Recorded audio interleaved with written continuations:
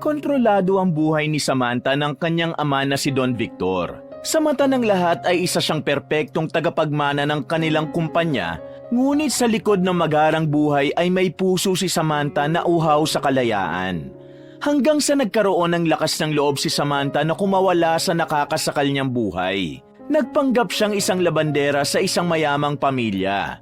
Doon ay hindi niya naiwasang madamay sa gulo ng pamilya na yon. Ang akala niya ay magiging labandera lang siya ron at hindi niya inasahan na magiging instrumento siya para makakawala ang amo niyang babae na si Marga sa isang sitwasyong hindi rin ito gusto. Sa pakikialam ni Samantha sa buhay ng pamilyang yon, ay hindi yun nagustuhan ng asawa ni Marga na si Samuel at ng nanay nitong si Maricar kaya nagplano ang mga ito na ipahiya siya sa isang event. Magtagumpay kaya si Samantha na tulungan si Marga na makakawala sa tanikalang nakagapos dito habang may sarili siyang problema na nilalabanan? Ito po muli si Mr. Hope. Inyo pong pakinggan at sana'y maibigan nyo ang isa na namang pambihirang kwentong buhay. Sa pinakamataas na palapag ng Montemayor Tower, isang dalaga ang nakaupo sa harap ng mahaba at eleganteng conference table. Siya si Samantha Montemayor, ang bunsong anak ng pinakamayamang pamilya sa industriya ng hotel at turismo sa bansa. Siya ang nakatakdang maging susunod na CEO ng Montemayor Hotels and Resorts, isang negosyong itinayo ng kanyang lolo at pinalawak ng kanyang bilyonaryong ama na si Victor Montemayor. Sa mata ng publiko, si Samantha ang perpektong tagapagmana ng lahat ng pinaghirapan ng kanyang pamilya dahil matalino siya at madiskarte pagdating sa pagnenegosyo.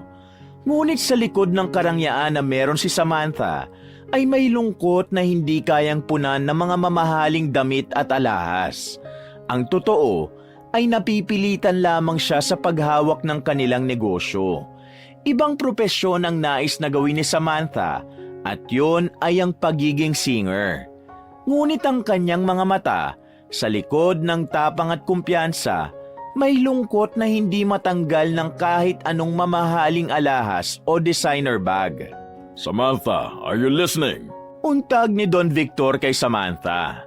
Mula sa pagkakatulala, napukaw ng malamig at mabigat na tinig ni Don Victor Montemayor ang atensyon ni Samantha. Doon lang niya napansin na lahat ng may mataas na posisyon sa kanilang kumpanya ay nakatuon ang tingin sa kanya. Mabilis niyang inayos ang sarili at nagbigay ng matipid na ngiti. Yes, Dad. Nakikinig po ako. Sagot ni Samantha sabay ngiti. Ngunit alam ni Samantha na wala sa pinag-uusapan sa conference room na yon ang kanyang atensyon. Wala sa mga sinasabi ng mga taong naroon ang isip niya, kundi nasa isang mundong hindi niya kailanman naranasang tahakin. Ang pag-awit. Matagal na niyang gustong maging singer. Matagal na niyang hinahanap ang kalayaang lumipad palayo sa anino ng kanyang pamilya. Ngunit hindi yun ganoon kadali. Ang ama ni Samantha ay walang ibang nais kundi ang sumunod siya sa yapak nito. Noong una, ang kanyang ate Veronica ang nakatakdang magmana ng pagpapatakbo ng kanilang negosyo. Ngunit nang piliin itong sundin ang sariling pangarap bilang isang chef sa ibang bansa, ay nagbago ang lahat. Sa isang iglap, si Samantha na ang naging tagapagmana ng kanyang ama. Bagsak ang balikat at mabigat ang mga hakbang ni Samantha Montemayor habang tinatahak ang mahabang driveway papasok sa kanilang mansyon. Nang makapasok siya sa living area, ay nakita niya ang mga chandelier na kumikinang sa kisame at ang marmol na sahig na walang bahid ng alikabok. Pero kahit gaano kaganda ang mansyon na yun, para kay Samantha, ang lahat ay parang isang hawla kung saan siya nakakulong. Pagpasok niya sa kwarto, ay hindi siya nag-abala pang magbihis. Inilagay niya lang doon ang kanyang bag at nagtungo siya sa pool area dala ang kanyang cellphone. Umupo siya sa isang wooden lounge chair. Pinindot ni Samantha ang kanyang cellphone at pinatugtog ang isa sa mga paborito niyang kanta. Sa kanyang isip, hindi siya si Samantha Montemayor na tagapagmana ng Montemayor Hotels and Resorts kung hindi isang singer na umaawit sa harap ng maraming tao. Marahan siyang pumikit at inilapat ng kamay sa dibdib. Maya-maya ay hindi na napigilan ni Samantha na sabayan ng kantang pinakikinggan. Ngunit isang boses ang pumutol sa kanyang imahinasyon. Aba, ang ganda talaga ng boses mo. Parang anghel na bumaba mula sa langit. Boses yon ng pinakamatandang kasambahay ni Samantha na si Yaya Sabel. Pamilya na ang turing nila rito dahil ito ang nag-alaga sa kanila ng kapatid niya simula nung mga bata pa lang sila. Nang lumingon si Samantha ay nakita niya si Yaya Sabel na palapit habang may bitbit na isang plato ng paborito niyang banana bread at isang baso ng mainit na tsokolate. Umupo si Yaya Sabel sa tabi niya at inilapag ang dala nitong pagkain sa maliit na mesa. Mukhang malalim ang iniisip mo ha. Baka pwede mong sabihin sa akin kung anong gumugulo sa isip mo. Nakangiting wika ni Yaya Sabel. Iniisip ko lang, Yaya. Ano kaya kung sabihin ko na kay Daddy na gusto kong maging singer? Baka this time pumayag na siya. Mahinang tura ni Samantha. Saglit na natahimik si Yaya Sabel. Kilala kasi nito kung anong klaseng ama si Don Victor. Hindi ito basta-basta pumapayag sa anumang bagay na labas sa plano nito. Alam mo namang hindi papayag ang daddy mo dyan. Samantha, kilala mo naman ang daddy mo eh. Sabi ni Yaya Sabel sabay buntong hininga. Napayuko si Samantha. Alam ko naman, Yaya. Pero wala ba akong karapatan na piliin kung anong gusto ko? Minsan naiisip ko, buti pa si Ate Veronica kasi nagawa niyang sundin ang pangarap niya. Masaya siya ngayon. Pero ako, nandito at parang robot na sunod-sunuran sa kung anumang sabihin o iutos ni Daddy. Kahit anong gawin ko, hindi ko mapantayan ang tingin ni Daddy kay Ate. Kahit ibigay ko ang lahat, hindi ako magiging sapat. Malungkot na sambit ni Samantha. Huwag mong sabihin yan, Samantha. Hindi mo kailangan maging katulad ng Ate Veronica mo para makita ng daddy mo ang halaga mo. Pero alam ko rin na matigas ang daddy mo. Ang gusto lang niya ay sundin mo ang plano niya para sa'yo. Napapailing na sabi ni Yaya Sabel. Pero Yaya Sabel, ang gusto kasi ni daddy ay maging kagaya ko siya. Pero hindi naman ako siya. May sarili akong pangarap. Mahina ngunit matigas ang boses na wika ni Samantha. Anak, minsan kailangan nating maghintay ng tamang pagkakataon para ipaglaban ang gusto natin. Pero sa ngayon, mas makabubuting sundin mo na lang muna si Don Victor. Payo ni Yaya Sabel. Napangiti si Samantha kahit may lungkot pa rin sa kanyang mata. Mabuti na lang nandyan ka palagi, Yaya. Salamat kasi may nakakausap ako sa mga problema ko. Ani Samantha sabay ngiti. Aba syempre, ano pat ako ang nag-alaga sa inyo ng ate mo simula pagkabata? Saan ka pa hanap ng yaya na mas loyal pa sa akin? Biro ni Yaya Sabel sabay pisil sa pisngi ni Samantha. Sa oras na yon, napagtanto ni Samantha na nais niya talagang maging isang kilalang mga awit. Ngunit alam niya na kailangan muna niyang isantabi ang pangarap na yon upang mapagbigyan ng tatay sa kung anong gusto nito para sa kanya. Mabilis na lumipas sa mga araw ay hindi na malaya ni Samantha na palapit na ang Pasko. Isang gabi, pauwi na sana sila ng kanyang daddy nang bumalik siya sa kanyang opisina dahil nakalimutan niya ang kanyang laptop. Habang pabalik siya ron, ay napadaan siya sa employees lounge kung saan nagaganap ang Christmas party ng isang department ng mga empleyado nila. Nagkalat ang makukulay na parol at kumikislap na Christmas lights sa buong paligid.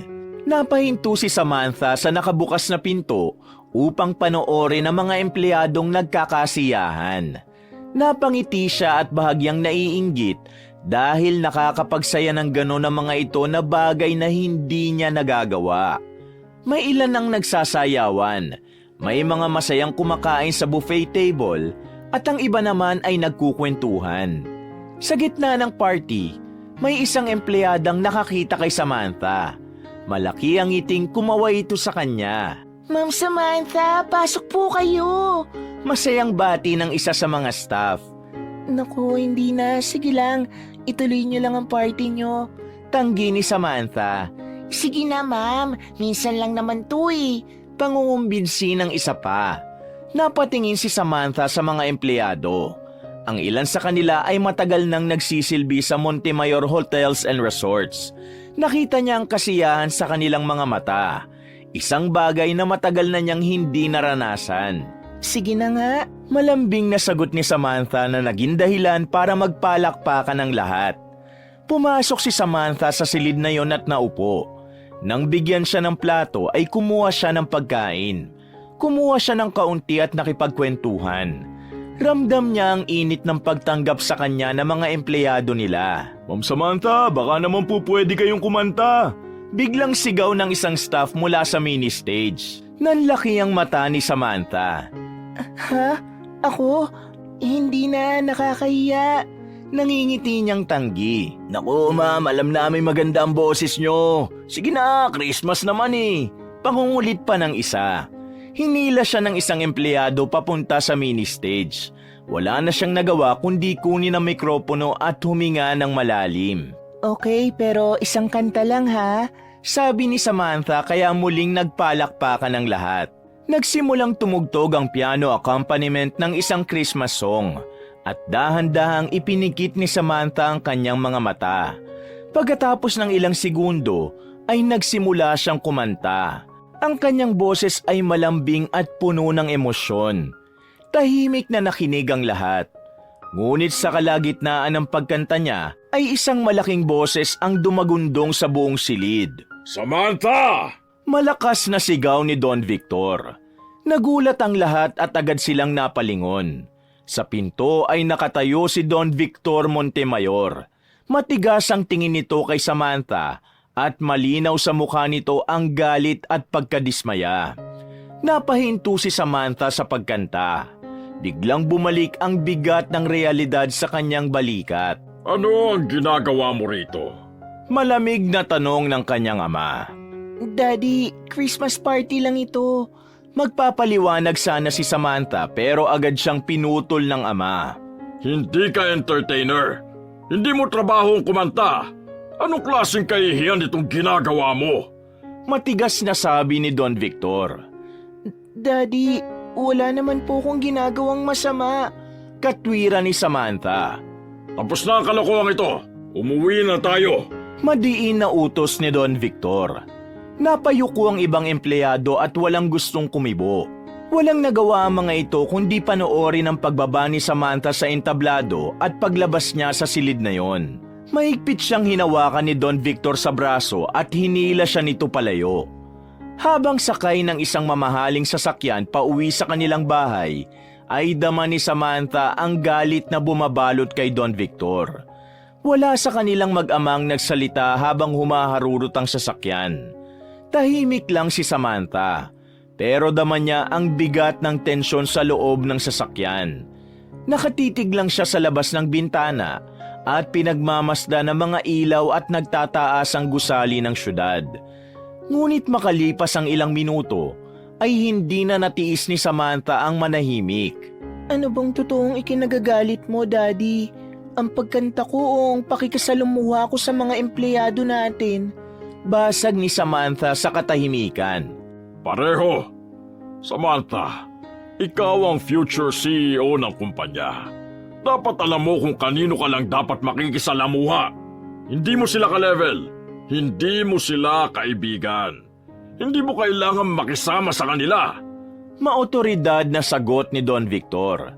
Wala pong mali na makisalamuha ako sa kanila. Masisipag silang nagtatrabaho at kung hindi dahil sa kanila, wala tayo sa kinalalagyan natin ngayon. Ano bang masama kung minsan makisama rin ako sa kanila? Katwiran ni Samantha.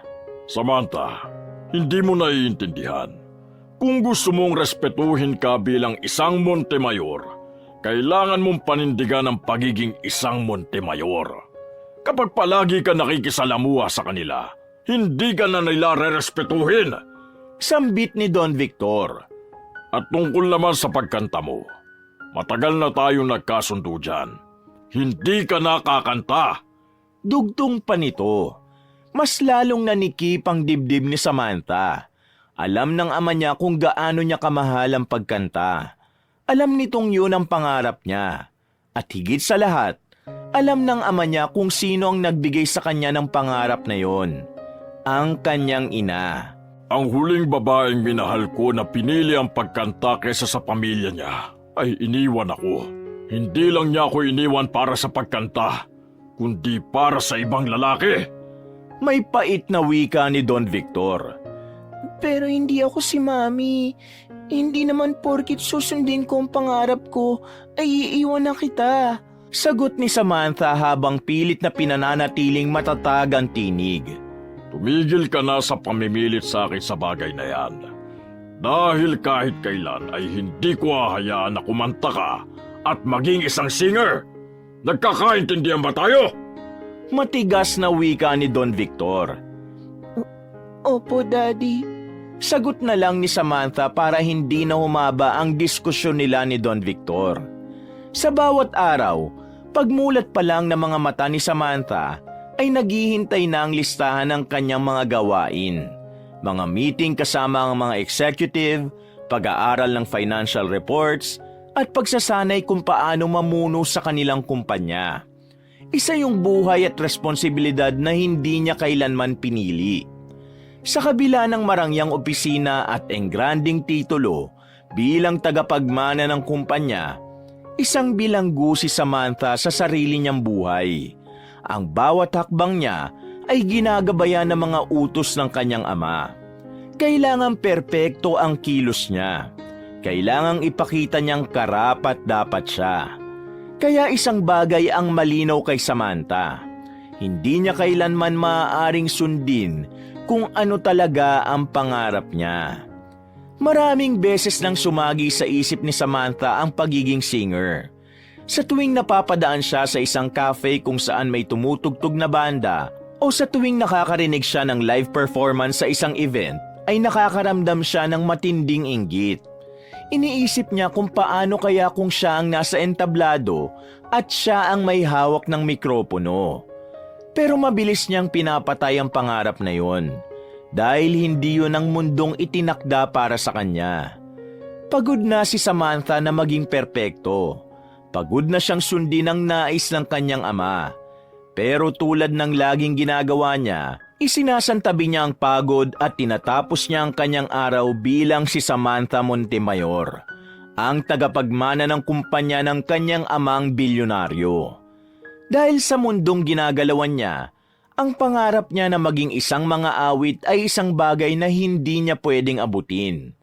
Isang umaga, bumaba si Samantha mula sa kanyang silid habang nakasuot lamang ng simpleng oversized sweater at leggings. Wala siyang pasok sa opisina sa araw na yon. Isang beses sa isang buwan ay nakakapagpahinga siya, ngunit kahit araw ng pahinga at nasa bahay lang, ay wala siyang ginagawa kundi magtrabaho. Pagdating niya sa may sala, napansin niyang may bitbit na eco bag si Yaya Sabel habang chinecheck ang pitaka nito. Yaya, saan ka pupunta? Tanong ni Samantha. Mag-grocery ako. May mga kulang na tayo sa pantry eh. Sagot ni Yaya Sabel. Nakaramdam si Samantha ng kagustuhang lumabas kahit saglit lang. Sasama ako, Yaya. Wala pa naman akong gagawin. Ani Samantha. Talaga? Ayaw mo bang magpahinga na lang dito? Tanong ni Yaya Sabel. Sasama na lang po ako sa inyo para naman may iba akong gawin bukod sa trabaho. Sagot ni Samantha na may ngiti. Wala nang nagawa si Yaya Sabel kundi isama si Samantha. Pagdating nila sa isang malaking grocery store, ay naramdaman ni Samantha ang matinding nostalgia. Noong bata pa siya, madalas siyang isinasama ng mami niya sa grocery store na yon. Palagi silang nagtatawanan habang pumipili ng pagkain. Ang mami niya ang unang nagturo sa kanya kung paano basahin ang expiration date ng mga produkto, kung paano mamili ng pinakamasarap na tinapay, at kung bakit kailangan maglista bago pumunta sa grocery para hindi makalimutan ang mga kailangang bilhin. Napahinto siya sa harap ng isang rack ng mga tinapay nang makita niya ang paboritong tinapay ng mami niya. Naalala ko si Mami, Yaya. Mahina niyang sabi. Palagi kanyang isinasama sa grocery noon, hindi ba? Nakangiting sambit ni Yaya Sabel. Tumango si Samantha. Opo, favorite bonding time namin ito. Isang mapait na ngiti ang sumilay sa labi niya. Sigurado akong masaya na si Ma'am Olivia kung nakikita kanya ngayon. Aba, ikaw na yata ang tagapagmana ng kumpanya nyo. Sabi ni Yaya Sabel habang inilalagay sa cart ang ilang loaf ng tinapay. Hindi ko nga po alam kung iniisip pa niya ako. Ang alam ko lang, nasa ibang bansa na siya kasama si Ate Veronica at ang bago niyang asawa. Malungkot na wika ni Samantha. Hindi agad nakasagot si Yaya Sabel. Miss na miss ko na siya, Yaya Sabel. Pati si Ate Veronica. Ang unfair kasi nagawa niyang piliin ang gusto niya pero ako hindi.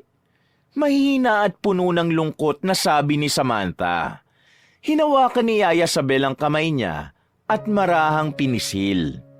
Samantha, mahal na mahal ka ng mami mo. At kahit hindi niya nasasabi, sigurado kung iniisip ka niya. Anito sabay ngiti. Nangilid ang luha sa mata ni Samantha. Ngunit agad niya yung pinigilan. Huminga siya ng malalim at pilit ng umiti. Tara na, Yaya. Baka magkaiyakan pa tayo rito. Isang pilit na tawa ang pinakawalan ni Samantha upang itago ang sakit na naramdaman niya ng sandaling yon. Matapos makapag-grocery, ay sumakay na sina Samantha at Yaya Sabel sa kanilang sasakyan. Habang binabagtas ng kotse ang makitid na kalsada pauwi mula sa grocery, ay napatingin si Samantha sa labas ng bintana.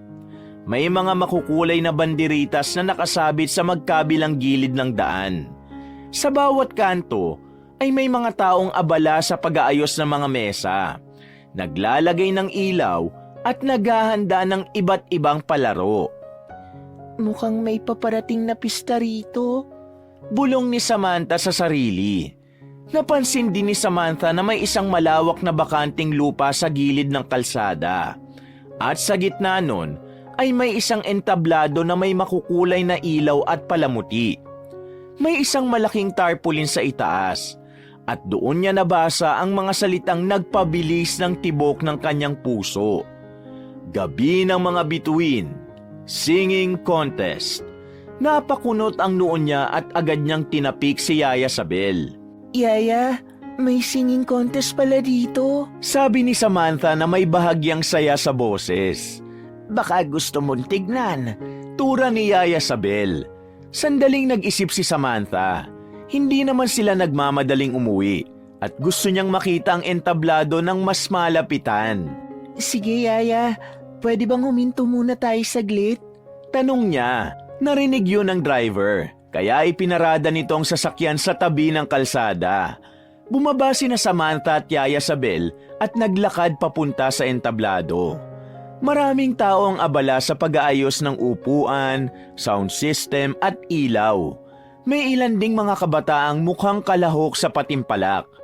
Tumingala si Samantha at pinagmasdan ng entablado. Ini-imagine niya ang sarili niyang nakatayo roon at sa harap ay merong napakaraming tao. May hawak siyang mikropono at buong puso niyang kinakanta ang isang awitin na nagpapahayag ng lahat ng damdaming matagal niya nang kinikimkim. Naputol ang pag-iisip ni Samantha nang maramdaman niya ang bahagyang tapik ni Yaya Sabel sa kanyang balikat. Tiningnan niya ito at meron itong malaking ngiti sa labi. Aalis na ba tayo, Yaya? Tanong ni Samantha. Pinaregister na kita bilang isa sa mga contestant mamayang gabi. Masayang sabi ni Yaya Sabel. Ano? Seryoso ka ba, Yaya? Hindi makapaniwalang tanong ni Samantha. Oo, inilagay na nila ang pangalan mo sa listahan. Isa ka na ang opisyal na kalahok sa singing contest. Masayang pahayag ni Yaya Sabel. Hindi, Yaya. Hindi pwede. Magagalit si Daddy kapag nalaman niya. Tanggi ni Samantha. Hindi naman niya malalaman eh. Saka hindi ba, may event na dadaluhan ng Daddy mo mamayang gabi. Alam kong matagal mo nang gustong gawin ito at hindi masamang gawin ito kahit isang beses lang. Tura ni Yaya Sabel. Muling napatingin si Samantha sa entablado. Sa loob ng maraming taon, sinunod niya ang lahat ng gusto ng ama niya. Kahit na nangangahulugan niyo ng pagsasakripisyo sa pangarap niya. Ngunit mamayang gabi ay magkakaroon siya ng isang pagkakataon na gawin ang matagal niya nang gustong gawin. Ang kumanta sa harap ng maraming tao nang walang iniisip na hadlang. Huminga siya ng malalim. Excited siya pero natatakot. Pagka-uwi ni Samantha sa mansyon, ay nagmamadali siyang pumasok sa kanyang kwarto. Sinigurado niyang wala ni isang kasambahay sa paligid bago niya marahang isinara ang pinto. Sa loob ng maraming taon ay hindi pa siya nakakaawit sa harap ng maraming tao. At hindi siya makapaniwalang mamayang gabi ay mangyayari na yon.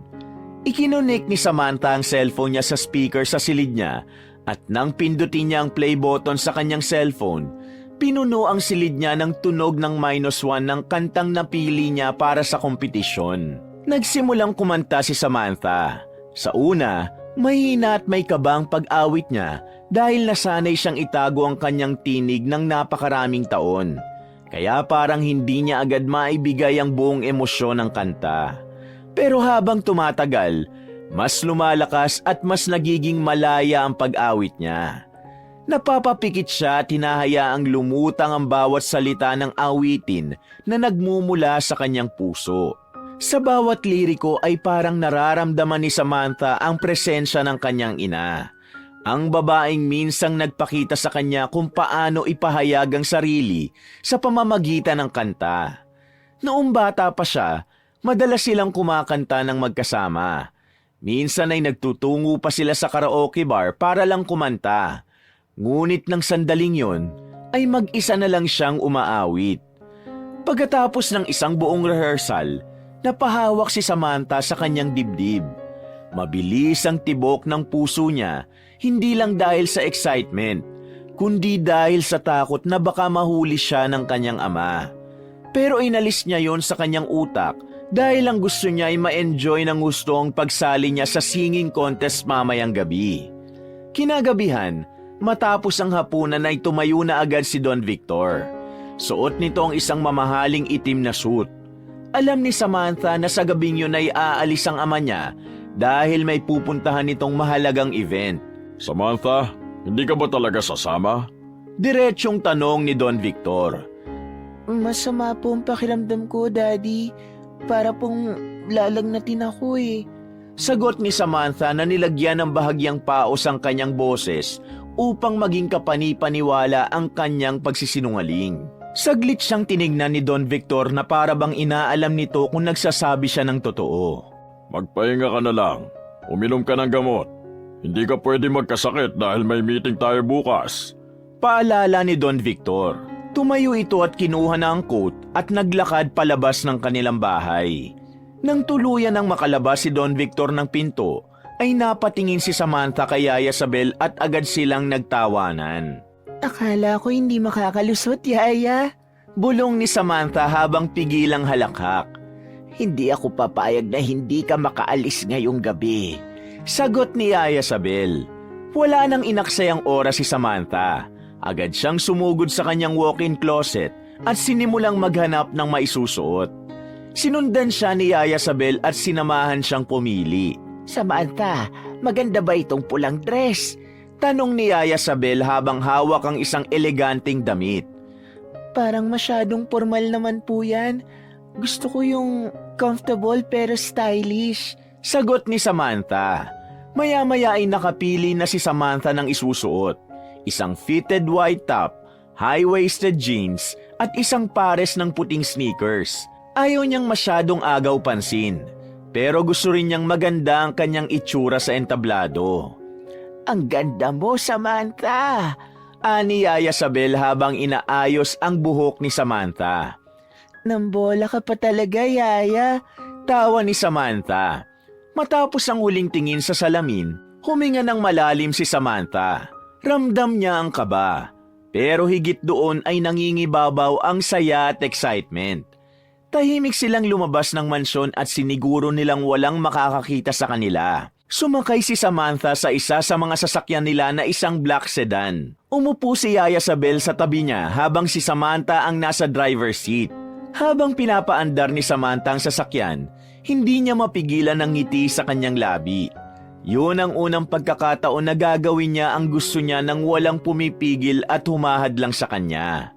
Makalipas ang ilang sandali, inihinto na ni Samantha ang sasakyan sa tabi ng isang malawak na bakanting lote na noon ay puno ng makukulay na banderitas at kumikinang na ilaw mula sa mga nakasabit na bumbilya.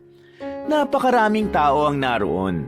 Ang sentro ng atensyon ng lahat ay ang isang malaking entablado na may pulang kurtina sa likod at isang microphone na nakatayo sa gitna. Napalunok si Samantha. Biglang lumakas ang kaba sa kanyang dibdib. Yaya, ang dami palang tao. Mahinang sabi ni Samantha habang mahigpit na hawak ang bag na dala niya. Naramdaman niyang pinisil ni Yaya Sabel ang kanyang kamay. Huwag kang kabahan. Tandaan mo, nandito lang ako. At higit sa lahat, gawin mo lang ito para sa sarili mo. Wala kang kailangang patunayan kanino man. Ani Yaya Sabel. Huminga ng malalim si Samantha at tumango. Tama si Yaya Sabel. Hindi siya naroon para manalo kundi upang magawa niya ang gusto niya kahit isang gabi lang. Bumaba na sina Samantha ng sasakyan at naglakad papunta sa backstage. Naroon ang iba pang mga contestant. May ilang nag-iensayo ng kanilang pyesa. May mga nakikinig sa musika gamit ang earphones. At may iba namang nag-aayos pa ng kanilang suot. Lumapit si Yaya Sabel sa isang babae na may hawak na clipboard. Excuse me, ma'am. Dito po ba yung para sa mga contestant? Tanong ni Yaya Sabel sa babae. Opo, ako po ang organizer nitong contest. Kayo po ba si... Tura ng babae. Samantha po, siya po yung contestant. Sagot ni Yaya Sabel at tinulak nito ng bahagya si Samantha palapit. Ngumiti ang organizer. Oo, nakarehistro na siya kanina. Konting hintay lang ha, malapit na tayo magsimula. Sabi ng organizer. Tumango si Samantha at pilit na ngumiti. Pero ramdam niya ang tensyon sa kanyang katawan. Habang naghihintay, pinanood ni Samantha mula sa backstage ang iba pang mga contestant. May ilan na halatang sanay na sa mga ganong kompetisyon. May iba rin na kasama ang pamilya nito. May inggit na naramdaman si Samantha dahil mas magiging espesyal sana ang gabing yon kung suportado siya ng kanyang ama. Napansin ni Yaya Sabel ang pananahimik ni Samantha kaya agad siya nitong tinapik sa balikat. Relax ka lang, Samantha. Hindi mo kailangang manalo. Ang mahalaga, maranasan mo ito. Tura nito sabay ngiti. Tumango si Samantha. Hindi siya nandun para sa tropeo o para sa papuri. Nandun siya para sa isang bagay na matagal niyang inasam. Ang tumayo sa entablado at iparinig sa maraming tao ang kanyang pag-awit. Maya-maya ay nagsimula na ang singing contest. Mula sa backstage, tahimik na nakaupo si Samantha habang pinakikinggan ang bawat contestant na umaakyat sa entablado upang ipamalas ang kanilang talento. Nakita niya rin ang ilang contestant na mahigpit na niyayakap ng kanilang mga magulang bago magtungo sa entablado. May mga ina at ama na hawak ang kamay ng kanilang anak. Ang ilan naman ay may mga fans na todo sigaw at palakpak bago pa man magsimulang umawit ang sinusuportahan ng mga ito na kalahok. Napayuko si Samantha. Mas lalo siyang nakaramdam ng inggit dahil kahit isa sa mga yun ay wala siya. Napatingin sa kanya si Yaya Sabel. Ano na naman yung iniisip mo? Kinakabahan ka pa rin ba? Bulong nito. Umiling si Samantha. Ang saya nila, Yaya. May pamilya silang kasama. Ako, mag-isa lang. Turan niya. Hoy, hindi ka mag-isa, no? Nandito ko. Diba? At higit sa lahat, ikaw mismo nandito. Yan ang pinakamahalaga. Hindi mo kailangang may kasama para lang gawin ang gusto mo. Paalala ni Yaya Sabel. Napangiti si Samantha kahit may lungkot pa rin sa kanyang mga mata. Alam niyang tama si Yaya Sabel, ngunit alam niya na iba pa rin kung nandoon ang tatay niya para suportahan siya. Maya-maya ay dumagundong ang palakpakan sa labas. Isa na namang contestant ang natapos sa pag-awit. Hanggang sa narinig na ni Samantha ang kanyang pangalan na tinawag upang susunod na sasalang sa entablado. Parang nanigas ang buong katawan ni Samantha. Pakiramdam niya ay bumagal ang oras habang tumatayo siya. Nagsimula na siyang maglakad palabas ng backstage. Nang tuluyan na siyang tumuntong sa entablado, ay bumungad sa kanya ang napakaraming tao. Tahimik ang mga yon na nakatingin sa kanya. Alam niya kung bakit dahil hindi naman siya kilala ng lahat ng naroon. Pakiramdam ni Samantha ay nalulunod siya sa labis na kaba. Nang marinig na ni Samantha ang unang nota ng kanta sa background, ay sinubukan niyang kalmahin ang sarili.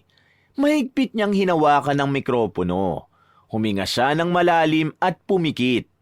Inisip niya na walang ibang tao roon kundi tanging siya lang. At nang magsimula na siyang umawit, ay tuluyan nang nawala ang kanyang kaba. Nang matapos ang huling nota, isang saglit na katahimikan ang bumalot sa buong lugar. Sa pagbukas ng mata ni Samantha ay kinabahan siya sa katahimikan na yon dahil pakiramdam niya ay hindi nagustuhan ng mga tao ang kanyang pagkanta. Ngunit makalipas ang ilang segundo, ay isang masigabong palakpakan ang sumabog mula sa buong audience. May ilang mga judges pang napatayo habang pumapalakpak. Hindi makapaniwala si Samantha. Naramdaman niyang nangingilid ang kanyang luha dahil sa labis na kasiyahan. Sa tanang buhay niya ay noon lang siya nakaramdam ng ganong uri ng saya. At sa gilid ng entablado, nakita niyang nakangiti si Yaya Sabel habang lumuluha at wala ring tigil sa pagpalakpak. Ramdam niya na proud ito sa kanya. Matapos umawit ay bumalik na si Samantha sa backstage at agad siyang sinalubong ni Yaya Sabel na halos tumatalon sa tuwa. Ay nako Samantha, napakaganda ng pagkanta mo. Sigurado kung panalo ka na. Hindi pwedeng hindi. Masayang sabi ni Yaya Sabel habang hawak ang mga kamay ni Samantha. Yaya, hindi naman ako sumali para manalo, di ba? Gusto ko lang ma-experience yung tumayo sa harap ng maraming tao at kumanta. Tura ni Samantha. Oo na. Pero sa husay ng boses mo, kahit hindi mo gustuhin, panalo ka talaga. Masayang wika ni Yaya Sabel. Habang inihintay nila ang pag-anunsyo ng panalo, ay hindi na kinakabahan si Samantha. Masaya na siyang nagawa niya ang gusto niyang gawin. Hanggang sa dumating na ang oras na hinihintay ng lahat. Muling umakyat ng entablado ang host. Bitbit ang isang sobre. Bumalik na si Samantha kasama ang iba pang kalahok sa entablado. Tahimik ang buong audience at sabik ang lahat na marinig ang resulta. At ngayon mga kaibigan, ang hinihintay nating lahat. Panimula ng host. Ang nagwagi bilang grand winner ng ating singing contest ngayong gabi ay walang iba kundi si contestant number 9, Samantha Montemayor. Malakas na anunsyo ng host. Nagulat si Samantha. Narinig niya ang malakas na palakpakan ng mga tao. Hindi siya makagalaw dahil hindi siya makapaniwala na siyang nanalo. Para siyang nasa panaginip habang naglalakad papunta sa gitna. Ibinigay sa kanyang isang makintab na tropeyo at isang sobre na may lamang 20,000 pesos. Hinawakan niya ang tropeyo at tiningnan niyo ng mabuti. Ibinigay ng host sa kanyang mikropono para makapagsalita siya. Maraming salamat po. Hindi ko po ito inaasahan. Saglit na huminga ng malalim si Samantha bago ipinagpatuloy ang pagsasalita. Pero gusto ko pong ipaalam na hindi ko po kukunin ang premyong pera. Ang gusto ko lang po talaga ay maranasan ang pagkanta sa harap ng maraming tao. Masaya na po ako sa tropeyong ito. Kaya ang cash prize na ito ay gusto ko pong i-donate sa barangay na ito para pandagdag sa ilang proyekto rito. Napuno ng palakpakan at sigawan ng buong lugar. Maging ang mga judge ay tumayo at bumati sa kanya. Sa likuran ng stage ay tumutulo na ang luha ni Yaya Sabel sa labis na tuwa at pagmamalaki. Habang si Samantha ay walang pagsidla ng kasiyahan dahil alam niyang hindi lang siya sa singing contest nanalo, kundi pati na rin sa pagtupad sa pangarap niyang kumanta sa harap ng maraming tao. Habang nagmamaneo si Samantha pabalik sa mansyon, ay napuno ng masayang kwentuhan nila ni Yaya Sabel ang loob ng sasakyan. Grabe, Yaya. Hanggang ngayon hindi pa rin ako makapaniwala. Ako yung nanalo. Natatawang sabi ni Samantha habang panandali ang sinulya pa ng tropeyo sa tabi niya. Sabi ko naman kasi sa'yo eh. Abay, kung ako ang judge, hindi lang tropeyo ang ibibigay ko sa'yo. Baka pati best in beautiful face din. Tura ni Yaya Sabel. Ang OA mo, Yaya. Hindi naman yun beauty contest. Tawa ni Samantha. Patuloy silang nagkwentuhan habang binabagtas ang kalsadang patungo sa mansyon. Pinag-usapan nila ang reaksyon ng mga tao at ang mga sigaw at palakpak, at kung paano napatayo ang ibang judges sa pag-awit ni Samantha. Punong-puno ng saya ang gabing yon. Isang gabing kailanman ay hindi malilimutan ni Samantha. Makalipas ang ilang minuto, nakarating na sila sa mansyon. Ipinarada ni Samantha ng maayos ang sasakyan sa garahe.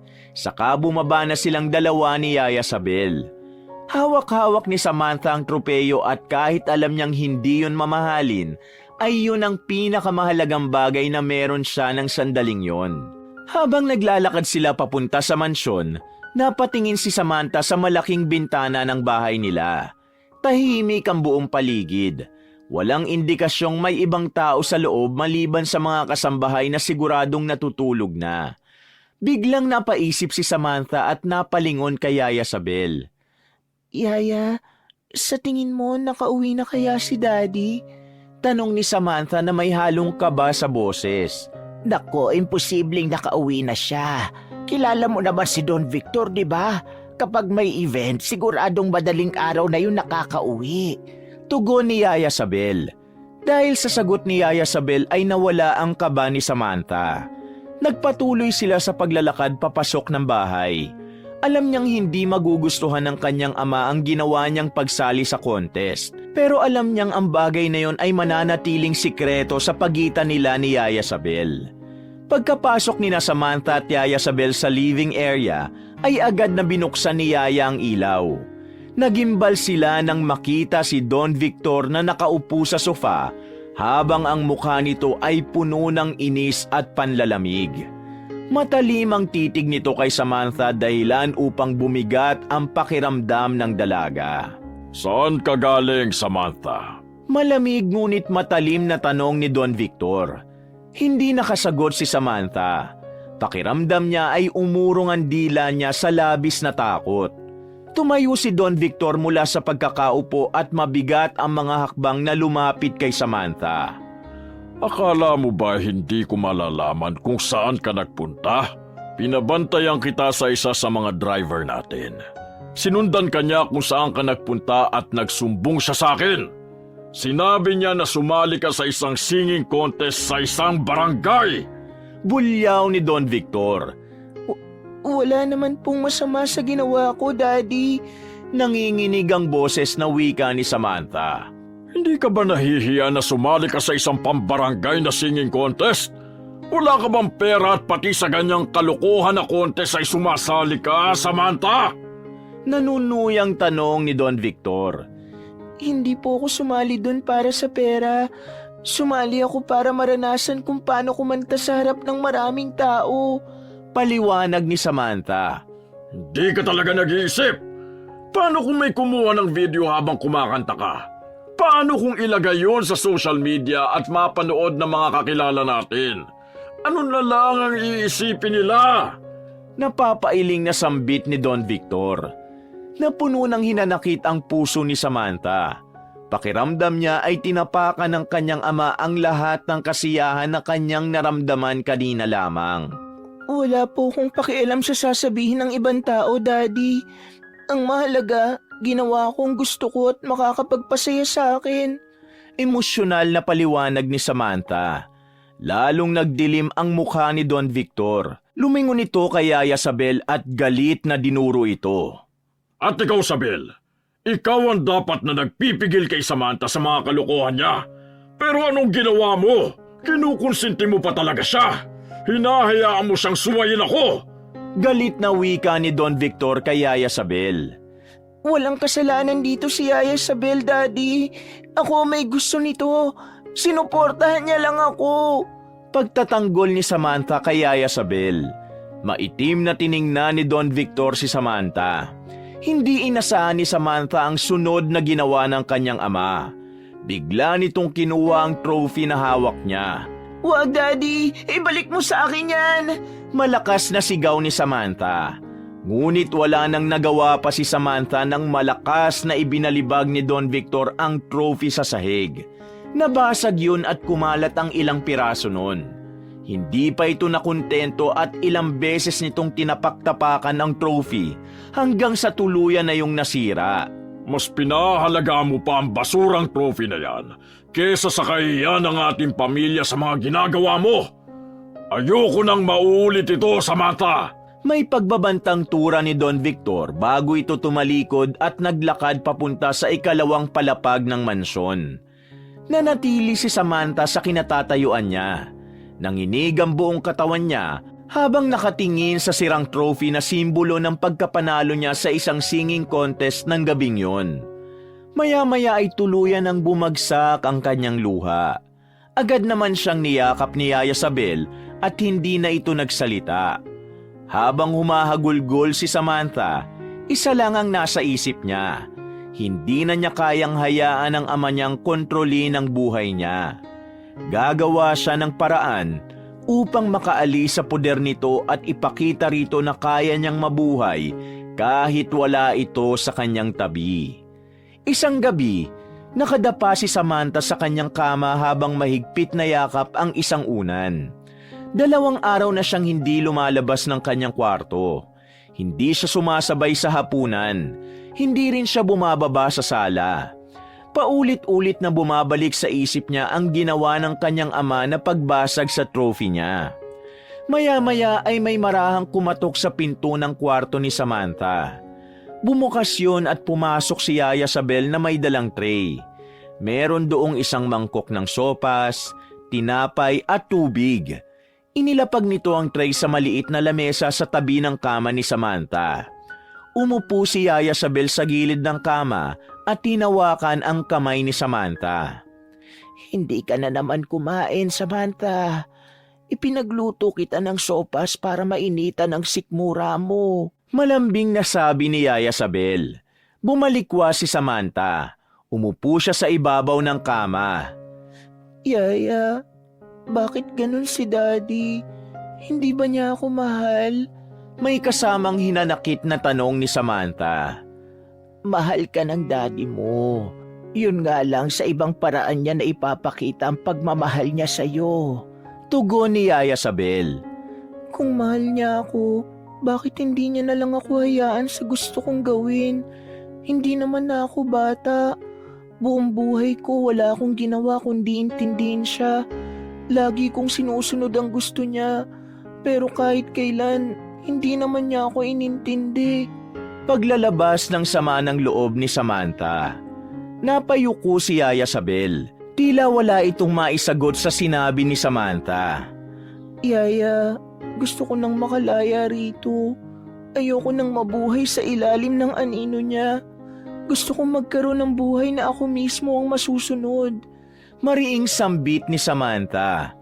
Samantha, kung ano man ang nasa isip mo ngayon ay pag-isipan mo ng mabuti. Baka sa huli pagsisihan mo yan. Tura ni Yaya Sabel. Hindi na nagsalita si Samantha. Mataman siyang nag-isip kung paano ba siya makakaalis sa bahay na yun upang mabuhay na siya sa paraang gusto niya.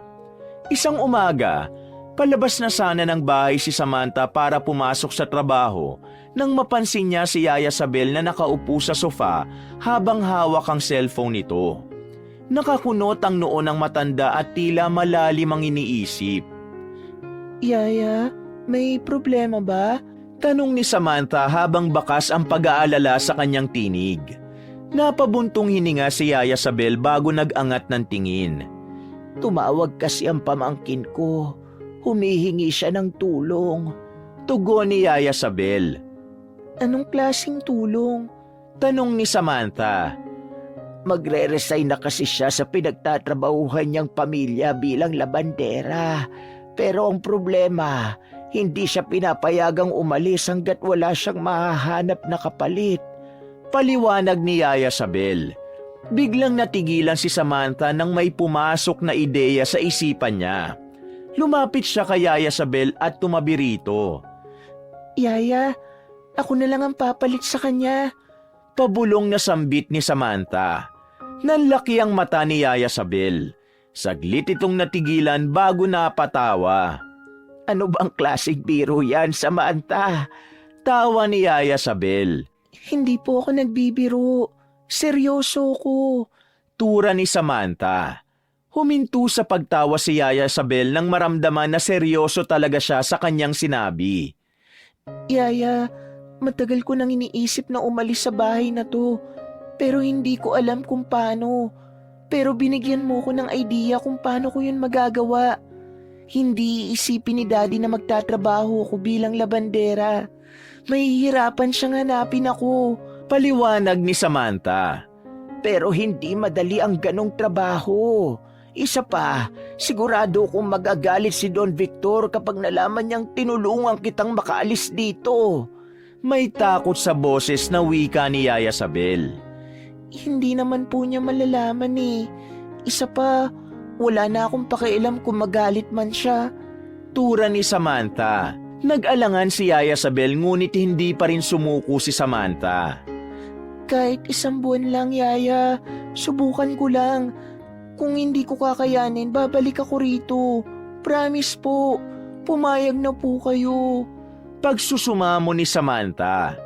Tinitigan siya ni Yaya Sabel ng matagal. Ipinakita naman ni Samantha ang desidido talaga siya sa plano na yon at wala siyang planong umatras. Makalipas ang ilang segundo ay huminga ito ng malalim.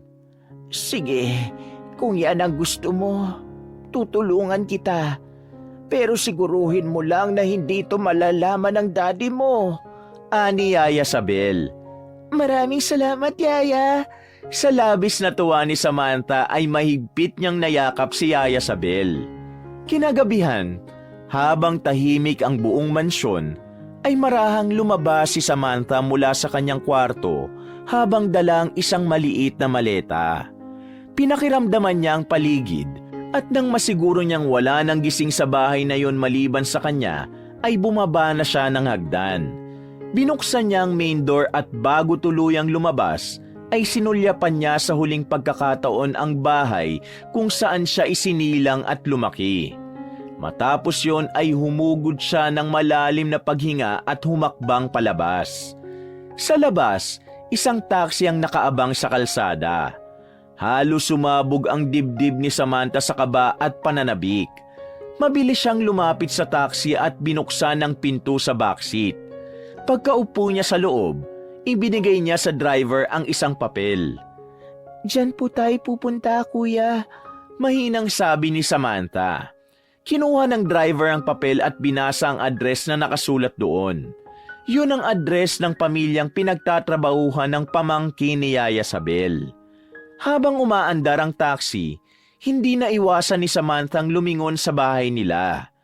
Bahagi ng puso niya ang gustong bumalik, pero mas malakas ang bahagi niyang gustong lumigaya. Napapikit siya at hinigpitan ng pagkakahawak sa kanyang maleta. Patawad, Daddy. Pero ito lang ang paraan ko para makawala sa nakakasakal mong mundo. Bulong ni Samantha sa kanyang isip. At habang lumalayo ang sasakyan sa lugar na minsan niyang tinawag na tahanan, kasabay noon ay ang pagbitaw niya sa nakaraan at ang pagsisimula ng isang buhay na hindi niya kailanman inakalang tatahakin niya. Habang papasikat ang araw ay huminto na ang taxi na sinakyan ni Samantha sa harap ng isang malaking bahay. Napakataas ng gate noon at halos hindi na matanaw ni Samantha ang kabuuan ng bahay mula sa labas. Pinagmasdan niya ang malawak na bakuran na napapalibutan ng matataas na pader. Napansin niya ang dalawang palapag na bahay na may eleganteng disenyo. Huminga muna siya ng malalim bago bumaba ng taxi matapos na makapagbayad. Naglakad siya patungo sa gate at saka pinindot ang doorbell. Ilang saglit lang, may isang kasambahay na nagbukas ng gate. Isang babaeng nasa edad 50 na may bilugang mukha. Ay, sino ka? Anong kailangan mo? Tanong ng kasambahay. Ngumiti si Samantha ng bahagya. Ako po si Samantha Ramirez. Ako po yung kapalit ni Ate Chona bilang labandera. Tugon niya. Sinadya niyang baguhin ang kanyang apelyido upang wala talagang makakilala sa kanya. Napakunot ang noo ng kasambahay at marahang tumango bago pumasok sa loob ng bahay. Ilang minuto ang lumipas bago may lumabas na isang babae. Nakasuot ito ng manipis na silk robe at mukhang bagong gising pa lang. Ngunit baka sa mukha nito ang pagiging strikta. Nasa edad 30 ito. Maganda, maputi at medyo may katangkaran. Ikaw ba yung bagong labandera? Malamig na tanong ng babae. Opo, ako po si Samantha Ramirez. Sagot ni Samantha. May ID ka ba? Tanong ng babae. Wala po, ma'am. Liblib po kasi yung probinsyang pinanggalingan ko. Hindi ako nakakuha ng kahit anong ID bago umalis. Pagsisinungaling ni Samantha. Naningkit ang mata ng babae at sinipat siya mula ulo hanggang paa.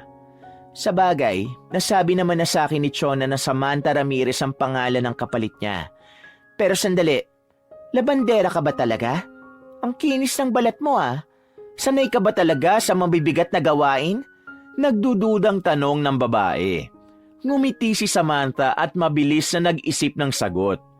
May lahi po kasing Kastila ang tatay ko kaya ganito po ang kutis ko. Pero wag po kayo mag-alala kasi sanay po ako sa paglalaba. Ani Samantha. Alam ni Samantha ang nakumbinsi niya ang babae sa sagot niya nang tuluyan na nitong buksan ng gate at pinapasok siya nito. Sinundan niya ang babae papasok sa bahay.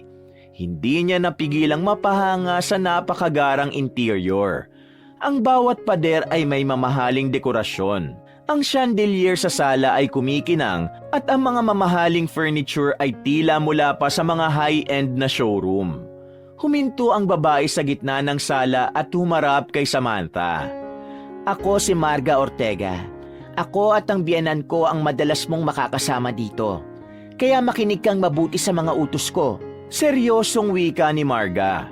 Muling naglakad si Marga at patuloy lang si Samantha sa pagsunod dito.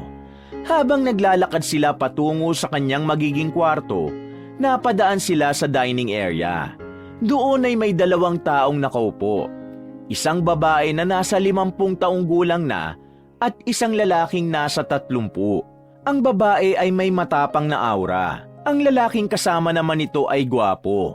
May matipunong pangangatawan at mukhang seryoso. Tumigil saglit si Marga at humarap kay Samantha. Siya ang biyenan ko, si Maricar, at siya naman ang asawa ko, si Samuel. Mama, Han, siya si Samantha.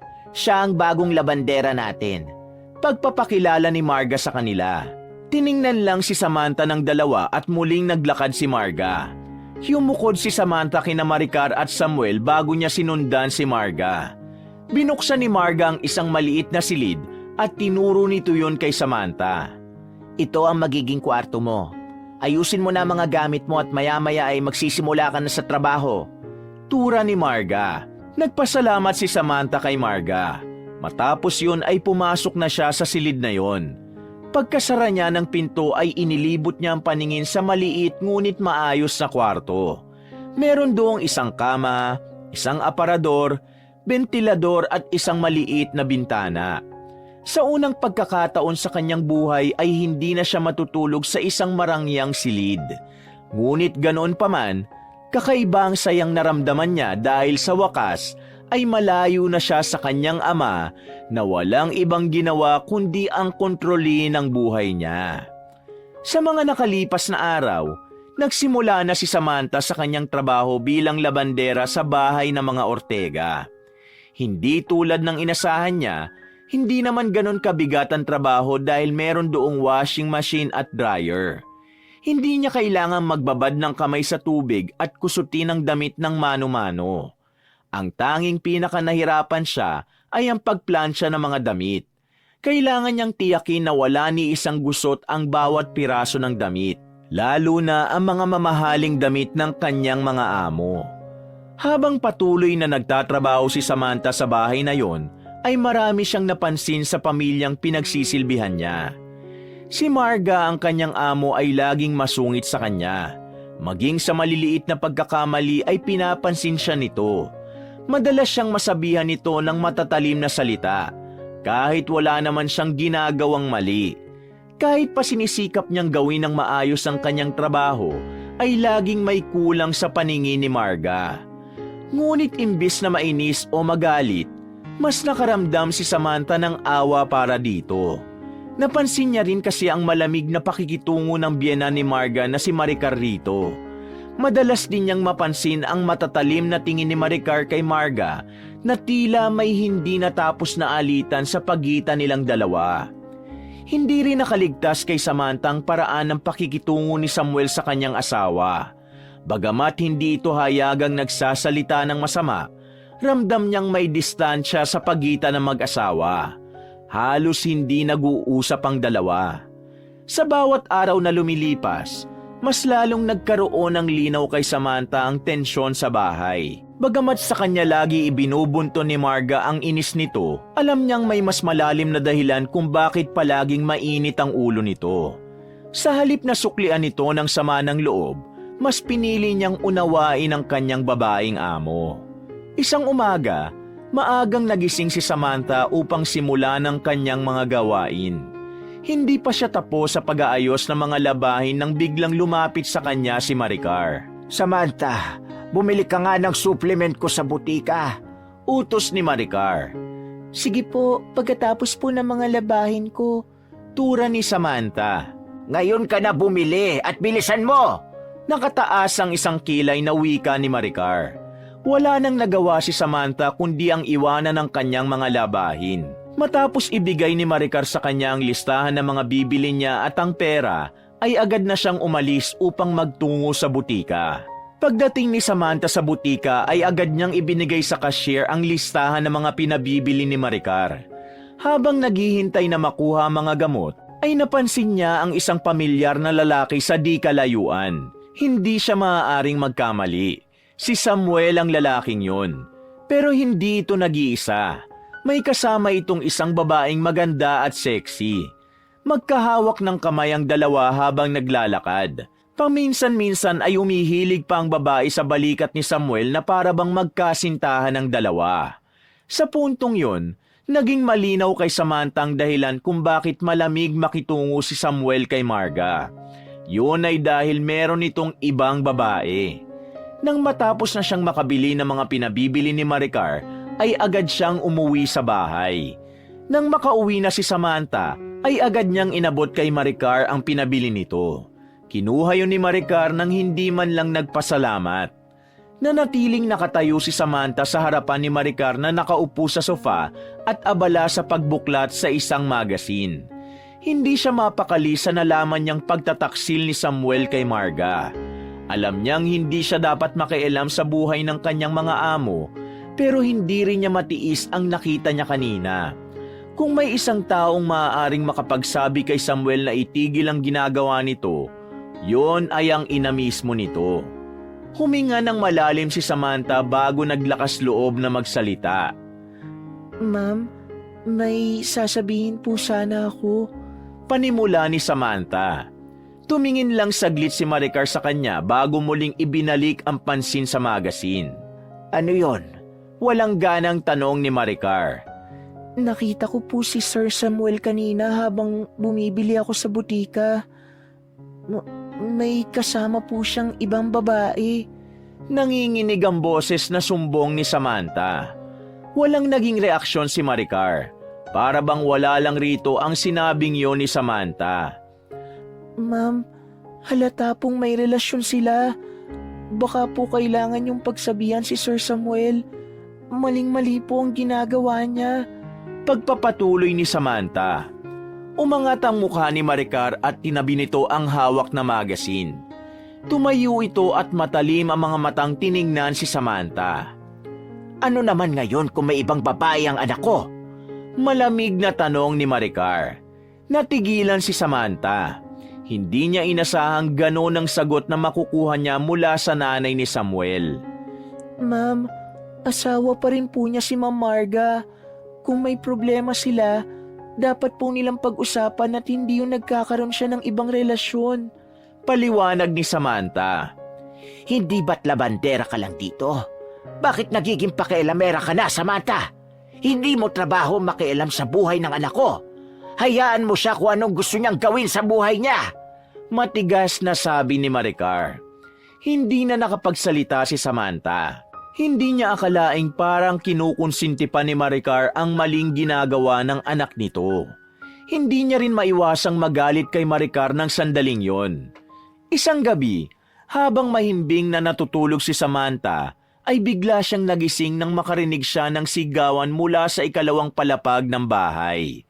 Napabalikwas siya ng bangon habang bumabaha ang pagtataka at kaba sa kanyang dibdib. Malinaw na sigaw ng isang babae ang naririnig niya at hindi siya maaaring magkamali na boses yon ni Marga. Nagmamadaling bumaba ng kama niya si Samantha at lumabas ng kanyang maliit na silid. Sa paglabas niya, una niyang nakita si Maricar sa kusina. Kalmado ito na para bang hindi nito naririnig ang pagsigaw ni Marga. Nakatayo ito sa tabi ng lababo habang umiinom ng isang basong tubig. Ma'am Maricar, anong nangyayari sa itaas? Sumisigaw po yata si Ma'am Marga. Mahina ngunit nag-aalalang tanong ni Samantha. Inubos muna ni Maricar ang tubig na nasa baso bago ito nagsalita. Bumalik ka na sa kwarto mo, Samantha. Magbingi-bingihan ka na lang kung gusto mo magtagal ka sa trabaho mo sa bahay na ito. Matigas na sagot ni Maricar bago ito naglakad pabalik sa silid nito. Naiwan si Samantha sa kusina na hindi makapaniwala sa inasal ni Maricar. Muling umalingaw-ngaw ang sigaw ni Marga sa buong kabahayan. Dinig na dinig niya ang pag-iyak nito. Hindi na nagawang pigilan ni Samantha ang sarili at mabilis siyang umakyat sa hagdan. Pagdating sa tapat ng silid ni Marga at Samuel, ay narinig niyang may bumagsak sa sahig. Binuksan ni Samantha ang pinto at bumungad sa kanya ang isang eksenang nagpahinto sa kanyang paghinga. Si Marga ay nakahandusay sa malamig na sahig. Umiiyak ito habang namimilipit sa sakit. Sa harap nito ay nakatayo si Samuel na galit at tila wala sa sarili. Itinaas nito ang isang paa para sipain si Marga. Agad na sumugod si Samantha. Tama na po, sir! Sigaw niya sabay hawak sa braso ni Samuel. Hinila niya ito palayo kay Marga. Malakas na itinulak ni Samuel si Samantha kaya napaupo siya sa tabi ni Marga. Pakialamera kang labandera ka! Sa bagay-bagay nga kayong magkasama dahil pareho kayong walang kwenta! Mapanuyang sigaw ni Samuel bago ito padabog na lumabas ng kwarto. Agad na nilingon ni Samantha si Marga. Labis ang awang naramdaman niya nang nakita niya ang luhaan nitong mukha at ang mga pasa nito at mga galos sa iba't ibang parte ng katawan. Ma'am Marga, kukuha po ako ng gamot. Kailangang malinis ang sugat niyo. Naluluhang wika ni Samantha. Ngunit bago pa makatayo si Samantha ay malakas siyang itinulak ni Marga palayo. Umalis ka na! Labandera ka lang dito kaya wala kang karapatan na makialam sa problema naming mag-asawa. Galit ngunit garalgal na wika ni Marga. Pero ma'am, sabi nang umalis ka na! Malakas na sigaw ni Marga. Nanatili si Samantha sa kanyang kinauupuan. Sa kanyang puso, gusto niyang tulungan si Marga. Pero napagtanto niya na mahihirapan siyang tulungan ito dahil mismong sarili nito ay ayaw nitong tulungan. Sa huli, wala siyang nagawa kundi tumayo at lumabas ng silid na yon. Kinabukasan, maagang nagising at bumangon si Samantha. Paglabas niya ng kanyang kwarto ay nakita niya si Cecil na matagal nang kasambahay sa bahay na yon. Abala ito sa paghahanda ng almusal sa kusina. Lumapit siya kay Cecil upang tulungan ito. Ate Cecil, tulungan na po kita. Alok ni Samantha at kinuha niya ang kutsilyo upang tumulong sa paghihiwa ng mga gulay. Salamat, Samantha. Mahirap talagang magluto ng maraming pagkain kahit almusal pa lang. Natatawang sabi ni Ate Cecil. Tahimik silang nagpatuloy sa ginagawa hanggang sa hindi na nakapagpigil si Samantha. Mula ng gabing nakita niya si Samuel na sinasaktan si Marga ay hindi siya mapakali. Ate, may itatanong po sana ako. Mahina ngunit seryosong sabi ni Samantha. Ano yun? Tanong naman ni Cecil. Bakit po ba sinasaktan ni Sir Samuel si Ma'am Marga? Diretsahang tanong ni Samantha. Napabuntong hininga si Ate Cecil at halatang nag-aalangan nitong sumagot. Kasi naman, palaging naghihinala si Ma'am Marga. Parang wala nang tiwala kay Sir Samuel. Sa bawat kilos ni Sir, palaging may tanong, palaging may away. Pabulong na sagot ni Cecil. Pero ate, totoo naman po kasi na may ibang babae si Sir Samuel. Tura ni Samantha. Ay, paano mo nalaman yan? Bago ka pa lang dito ah. Nagtatakang tanong ni Cecil. Nakita ko po noon si Sir Samuel na may kasamang ibang babae. Sobrang sweet nga po nila eh. Tapos, nung isumbong ko po kay Ma'am Maricar, nagalit po siya sa akin kasi pakialamera daw ako. Nanlalaki ang mga matang wika ni Samantha. Ay nako, may dahilan naman pala ang paghihinala ni Ma'am Marga kung ganon. Napapailing na turin ni Cecil. Kaya nga tutol ako na sinasaktan ni Sir si Ma'am Marga. Wala siyang dahilan para manakit. Sambit ni Samantha. Alam mo, naaawa rin naman ako kay Ma'am Marga. Kung hindi dahil sa kanya, hindi magiging ganito ang buhay ni na Sir Samuel at Ma'am Maricar. Ani Cecil. Napahinto ito sa paghihiwa ng gulay. Ano pong ibig niyong sabihin? Takang tanong ni Samantha. Dati kasing OFW si Ma'am Marga. Isa siyang labandera sa isang palasyo sa Saudi Arabia. Doon siya nagtrabaho ng ilang taon. Sabi niya, mababait ang amo niya. Kaya nung natapos ang kontrata niya, binigyan siya ng malaking halaga ng pera ng hari at reyna. Sobrang laking halaga, Samantha. Hindi mo akalain na isang labandera lang ang pinagbigyan nila. Pagkukwento ni Cecil. Napanganga si Samantha.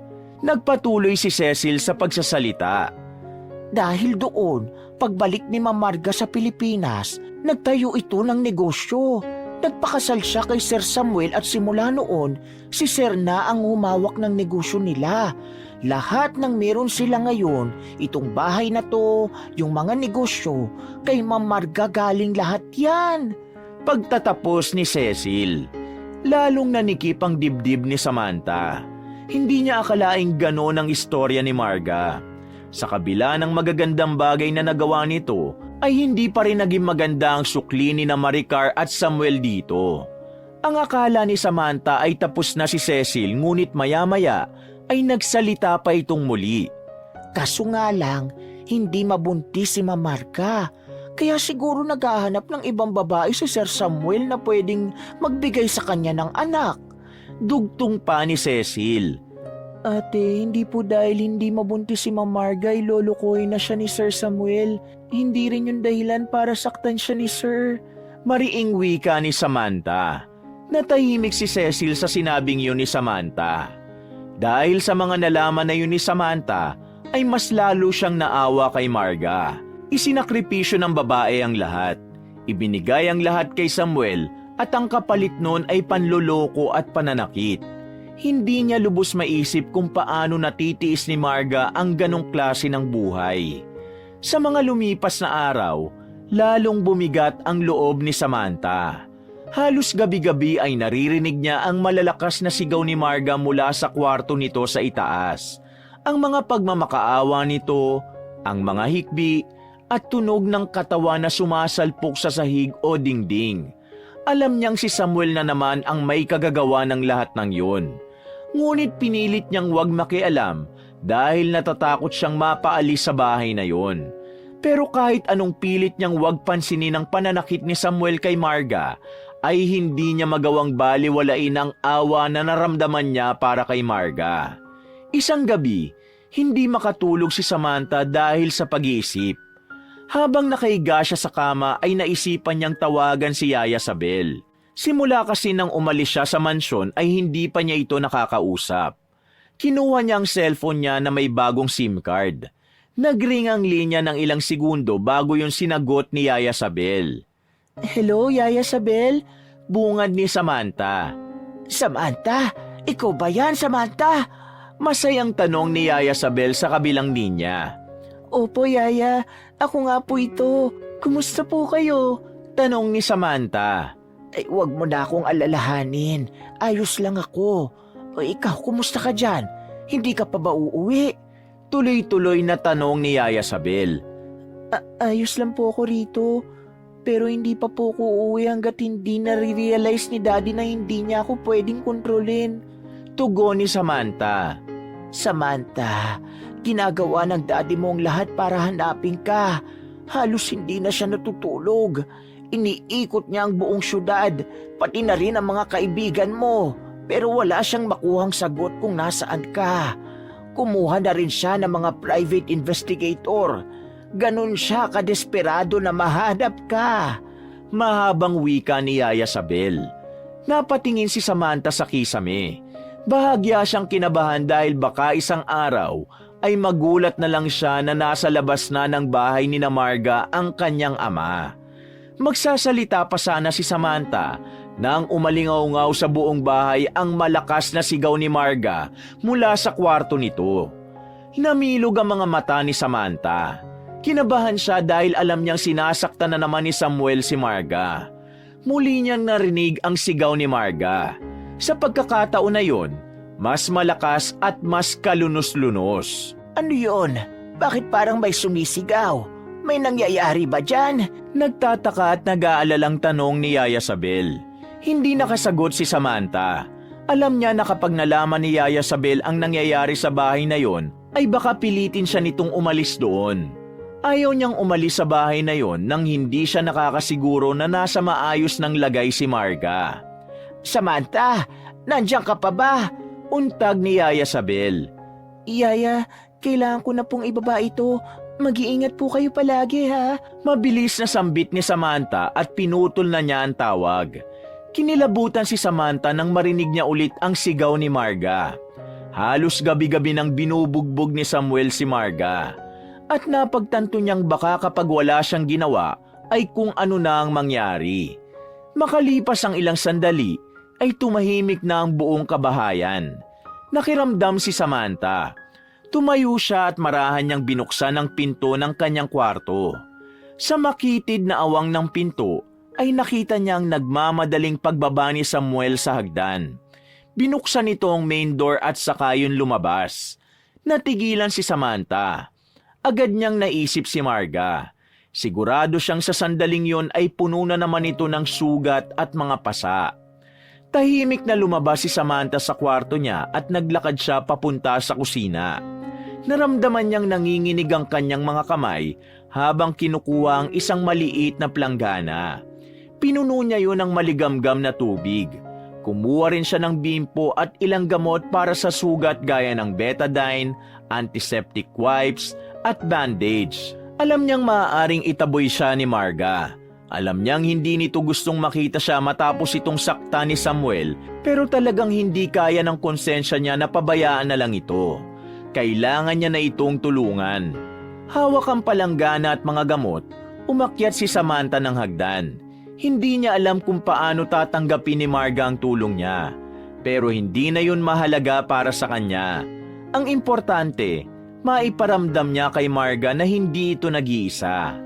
Pagdating sa harap ng kwarto ni Marga ay marahang itinulak ni Samantha ang pinto. Kasunod nun ay narinig niya ang mas malakas na paghikbi ni Marga. Nakita ni Samantha si Marga na nakaupo sa isang sulok ng kwarto habang yakap-yakap ang sarili. Magulo ang buhok nito. May dugo sa gilid ng labi at may mga pasa ito sa iba't ibang parte ng katawan. Napakagatlabi si Samantha. Hindi niya kailanman naisip na makakakita siya ng ganong eksena sa totoong buhay. Pagtingin ni Marga sa kanya, ay agad nitong pinunasan ng mga luha sa pisngi. Anong ginagawa mo rito? Nanginginig ang boses na tanong ni Marga kay Samantha. Ma'am, parang kailangan na po kitang dalhin sa ospital. Nag-aalalang wika ni Samantha. Hindi na kailangan. Lumabas ka na. Pagtataboy nito sa kanya. Pero ma'am, grabe na po ang mga pasa niyo. Tura ni Samantha. Bakit ba ang kulit mo? Sabi ko lumabas ka. Hindi kita kailangan. Hindi ko kailangan ng awa mo.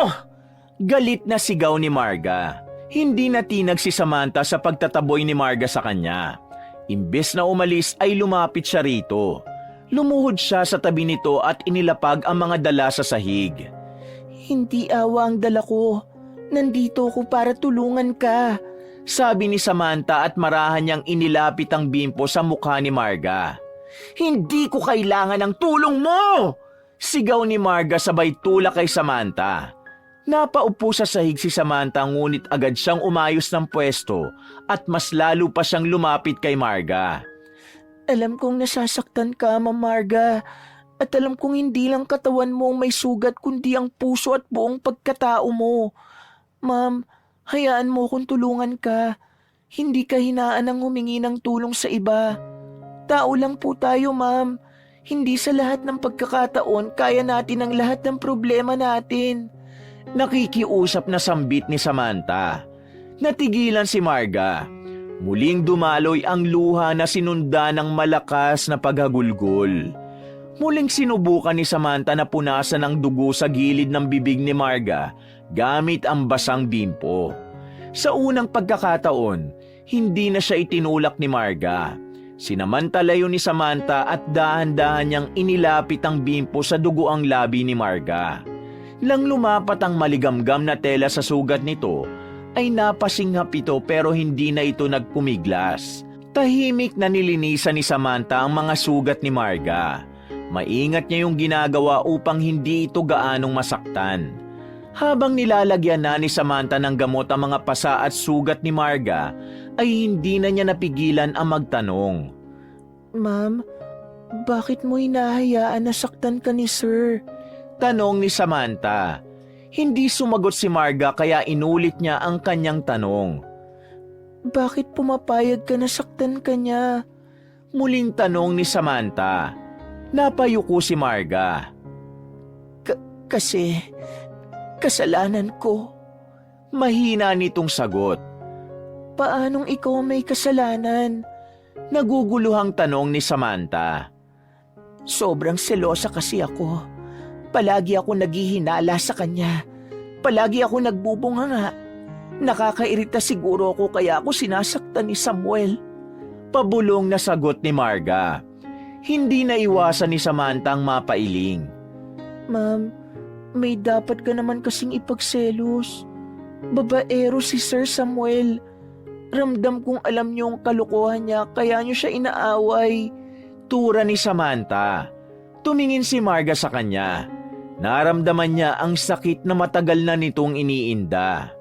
Alam kong may ibang babae si Samuel. Hindi lang isa kundi marami. Pero baka kung hindi ako ganito, baka hindi niya ako sinasaktan. Sagot ni Marga. Hindi mo kasalanan ang ginagawa niya sa iyo, Ma'am Marga.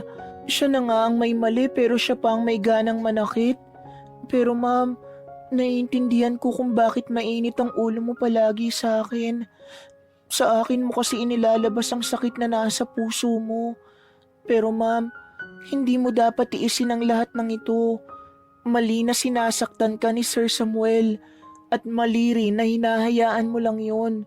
Kailangan mong lumaban, Ma'am Marga.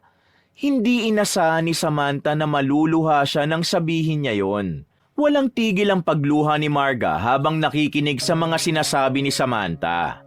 Alam ni Samantha na nararamdaman ni Marga ang sinseridad sa mga salitang kanyang binibitawan. Hindi sumagot si Marga. Ngunit sa pananahimik nito, alam ni Samantha na may bahagi kay Marga na nagsisimula ng magising sa katotohanan. Nang matapos malinisan at malagyan ng gamot ni Samantha ang mga pasa at sugat ni Marga, ay masuyo siya nitong tinignan. At sa kauna-unahang pagkakataon, ay narinig niya sa bibig nito ang salitang salamat. Bahagyang napangiti si Samantha. Hindi niya inaasahang maririnig niya yon mula kay Marga. Matapos yon ay nagpaalam na si Marga. Bago siya lumabas ng silid na yon, ay siniguro niyang nasa maayos ng lagay ang kanyang among babae.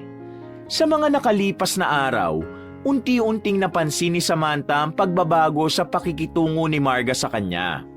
Kung dati ay palaging matalim ang tingin nito, nang mga araw na yon ay nagagawa na nitong ngumiti sa kanya kahit bahagya. Hindi na rin siya nito sinusungitan sa tuwing nag-aalok siya ng tulong. Sa bawat araw na lumilipas, tila lumalambot ang puso ni Marga. At sa wakas, unti-unti silang nagiging malapit sa isa't isa. Tuwing binubugbog ni Samuel si Marga, hindi na napipigilan ni Samantha ang sarili. Palagi siyang pumapagitna at pinipigilan si Samuel na saktan si Marga. May isang beses na nagbanta pa siya kay Samuel na pag hindi ito tumigil sa pambubugbog kay Marga, ay ipakukulong nila ito. Bagamat hindi talaga natatakot si Samuel sa banta na yun ni Samantha, ay tumigil naman ito sa pambubugbog kay Marga ng gabi na yon. Hindi nagtagal ay tuluyang lumambot ang loob ni Marga kay Samantha. At dahil doon, naging mas malapit sila sa isa't isa. Minsan ay nagtutulong pa sila sa pagluluto na naging isa sa bonding nilang dalawa. Isang hapon, nasa kusina sina Samantha at Marga at abala sila sa pagbe-bake ng chocolate cookies. Nagkukwentuhan sila ng masasayang karanasan nila nung kabataan nila, kaya panay ang kanilang pagtawa. Makalipas ang ilang sandali, ay huminto sa pagtawa si Marga at seryoso nitong tiningnan si Samantha. Salamat, Samantha. Sa loob ng maraming taon, ikaw lang ang unang nagpakita sa akin ng totoong malasakit. Nakangiting wika ni Marga. Napangiti si Samantha habang pinupunasan ng harinang dumikit sa kanyang pisngi. May dahilan kung bakit napunta ako dito, Ma'am Marga. At yun ay para ipakita sa'yo na may pag-asa pang makawala ka sa sitwasyong ito. Mahinang wika ni Samantha. Ikaw? Nakaranas ka rin ng ganito? Tanong ni Marga. Tumango si Samantha. Baka sa kanyang mga mata ang bigat ng alaalang bumabalot sa kanyang puso. Opo, matagal akong nagtiis sa isang sitwasyong ayaw ko. Hanggang sa isang araw, nagkaroon ako ng lakas ng loob na kumawala. At nang makawala na ako, wala akong pinagsisihan. Kung meron man, yun ay kung bakit hindi ko pa yun ginawa dati pa. Nangingiting sambit ni Samantha. Buti ka pa, matapang ka. Hindi kagaya ko na sa takot kung mawala si Samuel sa akin ay nagtitiis na lang ako. Malungkot na sambit ni Marga. Oo nga pala, maiba ko. Narinig kong nag-uusap sina Samuel at Maricar nung isang gabi. Nagagalit sila sa'yo dahil nakikialam ka sa amin. Natatakot ako, Samantha. Pakiramdam ko may balak silang hindi maganda laban sa'yo. Dugtong ni Marka habang may pag-aalala sa boses nito. Ano pong ibig mong sabihin?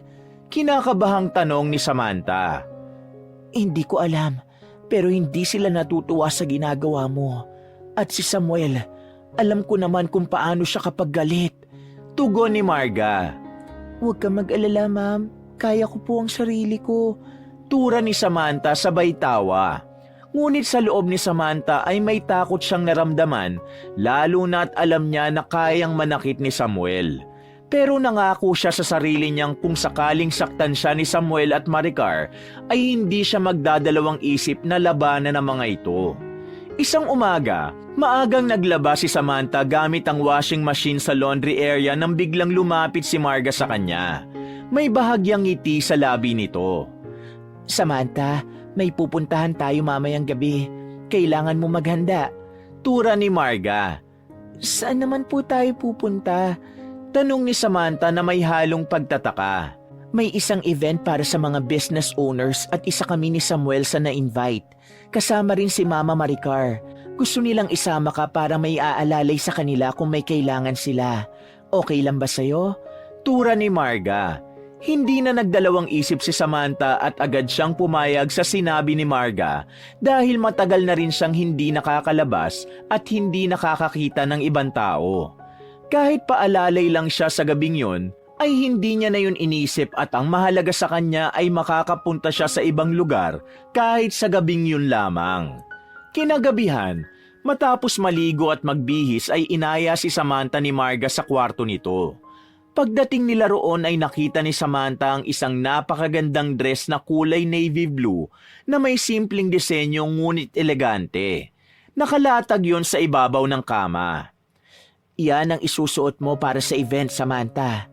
Isang beses ko palang na isusuot yan. Sigurado ko na bagay yan sa'yo. Nakangiting wika ni Marga. Nag-aalangan man ay hindi na lang tumutol si Samantha. Nang matapos siyang magbihis ay hindi niya naiwasang mapangiti sa sarili habang nakatingin sa salamin dahil tunay ngang bumagay sa kanyang dress na ipinasuot ni Marga sa kanya. Hindi nagtagal ay umalis na sina Samantha. Kasama niya sina Marga, Samuel at Maricar. Pagdating nila sa isang mamahaling hotel ay dumiretso sila sa function room at doon ay nakita nila ang iba't ibang CEO ng malalaking kumpanya. Nang makaupo na sila ay napansin agad ni Samantha ang babaeng lounge singer na nasa entablado. Umaawit yun ng klasikong kanta na punong-puno ng emosyon. Napako ang tingin niya rito at para bang may kung anong kumurot sa kanyang puso. Hindi yun nakaligtas kay Marga. Bakit parang titig na titig ka sa kanya? Tanong nito, bahagyang napangiti si Samantha. Kasi ma'am, gusto ko rin sanang maging singer noon. Sagot niya nang hindi inaalis ang tingin sa babaeng kumakanta. Ngunit bago pa makasagot si Marga ay malutong na tumawa si Maricar. Anong sinabi mo, Samantha? Gusto mong maging singer? Paano naman magiging singer ang isang labandera? Sigurado ako na boses palaka ka. Nangiinsultong sabi ni Maricar. Biglang sumingit si Samuel. Total, ikaw na rin ang nagsabi. Bakit hindi ka kumanta dito, Samantha? Kung talagang maganda ang boses mo, kumanta ka sa harapan ng mga tao rito. Nakangising hamon ni Samuel. Nanlaki ang mata ni Samantha at agad siyang umiling. Naku, wag na sir. Nahihiya po ako. Tanggi niya. Samantha, hindi mo kailangan gawin ang sinabi ni na Samuel kung hindi ka komportable. Sambit naman ni Marga.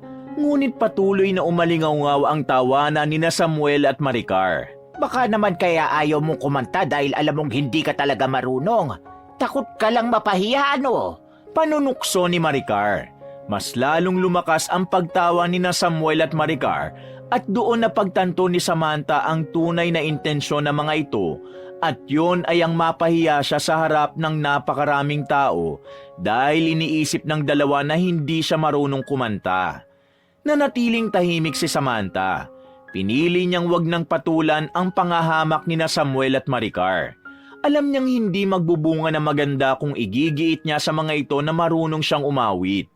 Ngunit sa hindi inaasahang pangyayari, biglang tumayo si Maricar matapos kumanta ng lounge singer. Naglakad ito patungo sa entablado at kinuha ang mikropono. Ladies and gentlemen, pasensya na sa gagawin ko pero meron po kaming isang espesyal na bisita ngayong gabi. Isang labandera na ipinagbabalaki na gusto niyang maging singer. Bilang mabait ako at nais kong tuparin ang pangarap niya, isang bagay ang ipapagawa ko sa kanya. Tura ni Maricar habang pigil ang pagtawa. Nanlamig ng gusto si Samantha. Kinakabahang napatingin siya kay Marga.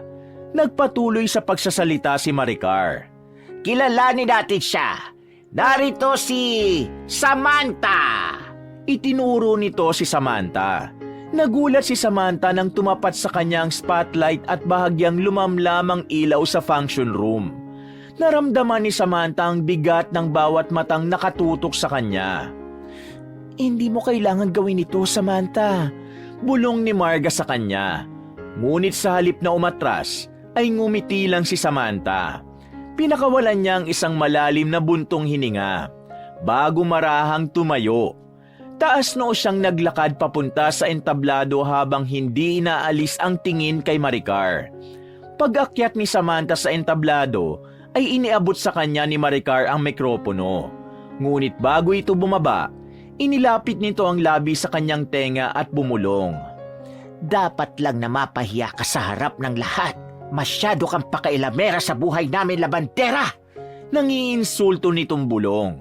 Napakuyom ng kamao si Samantha, ngunit hindi siya nagpatalo sa galit. Sa halip, nilingon niya ang pianista at lumapit siya rito. Ibinulong niya ang kantang nais niyang awitin. Tahimik na tumango ang pianista at nagsimulang tumipa sa tiklado ng piano. Lahat ng tao ay nakatingin kay Samantha. Nang magsimula na siyang umawit ay tumahimik ang lahat ng taong naroon upang makinig sa kanya. Ang tinig ni Samantha ay malamig at puno ng damdamin. Nakita niya ang pagkabigla sa mukha ni Samuel at Maricar. Si Marga naman ay natulala at tila hindi makapaniwala sa ganda ng boses ni Samantha. Isa-isang napangiti ang mga bisita at ang iba ay nagsimulang magbulungan. Nang matapos ang pagkanta ni Samantha ay isang saglit ng katahimikan ang bumalot bago sumabog ang masigabong palakpakan. Lahat ay tumayo sa kanilang upuan upang ipakita ang paghanga sa kanya. Ngunit higit sa lahat, napansin ni Samantha ang inis sa mukha ni Maricar at Samuel. Isang patunay na hindi inasahan ng mga ito ang husay niya sa pagkanta. Alam niyang galit na galit ang dalawa dahil hindi siya nagawang ipahiya ng mga yun sa harap ng mga taong naroon. Ngunit natigilan si Samantha nang napansin niyang may ilan sa mga bisita ang nagbubulungan at may ilang CEO na tila nag-uusap tungkol sa kanya. Hanggang sa narinig niya na may ilan na binanggit ang pangalan ng kanyang ama. Nanlamig si Samantha. Napagtanto niyang may ilang nakakakilala sa kanya bilang anak ng bilyonaryong si Victor Montemayor. Isa-isa, ang mga CEO ng iba't ibang kumpanya ay nagsimulang yumukod bilang paggalang kay Samantha. Dahil sa kaba na baka makarating sa kanyang ama na naroon siya sa event na yon, agad siyang bumaba ng stage at nagmamadaling tumakbo palabas ng hotel. Hindi na niya pinansin ang pagtawag ni Marga sa kanya. Nang makalabas si Samantha ng hotel, ay mabilis siyang sumakay ng taxi. Tahimik lang siya habang binabaybay ng sasakyan ang daan pabalik sa bahay ni Marga. Pagkarating ni Samantha sa bahay ni Marga, ay mabilis siyang pumasok sa kanyang kwarto. Tahimik siyang naupo sa kama habang pinapakalma ang sarili. Paulit-ulit niyang inisip ang nangyari sa event at dahil doon, ay may takot na bumalot sa kanya nang maisip niya na merong nakakilala sa kanya. Ibig sabihin, malaki na ang posibilidad na malaman ng tatay niya kung nasaan siya. Mabilis na kinuha ni Samantha ang kanyang maleta matapos ang mahabang pag-iisip. Isa-isa niyang inilagay ang kanyang mga damit at gamit sa loob ng maleta. Ngunit bago pa niya maisara ang kanyang maleta, isang malakas na ugong ng sasakyan ang pumuno sa labas ng bahay. Napahinto siya. Ilang sandali lang, narinig niya ang pagbagsak ng pinto sa ibaba at ang mabibigat na yapak. Kasunod nun ay narinig niya ang malakas na boses ni Marga. Ang kapal na mukha mong dalhin ang kabit mo sa event na yon, Samuel! Hindi ka na nahiya! Puno ng galit na sigaw ni Marga.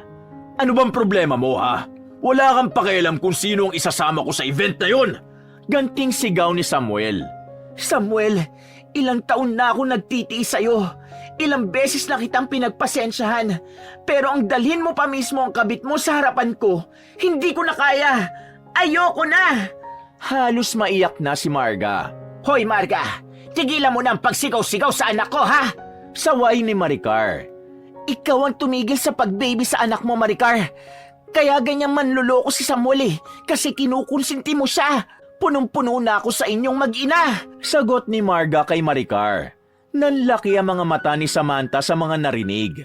Marahan siyang lumabas ng kanyang kwarto at doon niya nasilayan ng tensyon sa pagitan ng kanyang mga amo. Itong tandaan mo, Samuel. Hindi na ako papayag na lagi mo na lang akong tinatrato na parang wala akong halaga. Ilang taon na akong nagbubulag-bulagan sa kalukuhan mo. Ayoko na! Tama na! Mariing wika ni Marga. Talaga? Tama na? Marga, alam kong hindi mo ko kayang mawala sa buhay mo, di ba? Natatawang sabi ni Samuel. Noon yon, pero ngayon kaya ko na! Galit na sigaw ni Marga at isang malakas na sampal sa pisngi ang iginawad nito kay Samuel. Nanginig ang buong katawan ni Samantha sa nakita. Kitang-kita niya kung paano ngumiwi ang mukha ni Samuel sa lakas ng sampal ni Marga. Ngunit hindi pumayag si Samuel na hindi ito makakaganti. Sinampal din ito si Marga ng malakas. Napaatras si Marga habang hawak ang namumulang pisngi. Nanginginig ito. Hindi dahil sa takot kundi dahil sa labis na galit. Naisipan ni Samantha na tulungan si Marga, ngunit bago pa siya makalapit ay mabilis na nagtungo sa kusina si Marga at kinuha ang isang matalim na kutsilyo. Binalikan nito sina Samuel at Maricar at tinutok nito kay Samuel ang kutsilyo. Napasigaw si Maricar at nag-hysterical ito. Subukan mong saktan ulit ako, Samuel, at titiyakin kong hindi ka na magigising kinabukasan. Sawang-sawa na ako sa pananakit mo. Sawang-sawa na ako sa panloloko mo. Sawang-sawa na ako sa pagiging tanga ko dahil sa'yo. Matapang na sigaw ni Marga. Marga, ibaba mo yung kutsilyo. Natatakot na wika ni Samuel. Huwag mo kong utusan. Kung may natitira ka pang delikadesa, umalis ka na sa bahay na to at isama mo yung nanay mo! Sigaw ni Marga. Marga, mag-usap tayo. Tura ni Samuel. Wala na tayong pag-uusapan. Magpakasaya ka na sa kabit mo, Samuel. Umalis ka na at bitbitin mo ang nanay mong konsentidora. Pero tandaan mo ito, hindi ako titigil hanggat hindi kita nakikitang nasa kulungan. Ipakukulong kita sa mga pananakit at panloloko mo sa akin. Galit na bulyaw ni Marga. Hindi nakapagsalita si Samuel. Sa takot at pagkabigla, hinila nito si Maricar palabas ng bahay. Nang tuluyan ng lumabas ang dalawa, doon lamang napaluhod si Marga, kasabay ng pagbagsak ng kutsilyo sa sahig.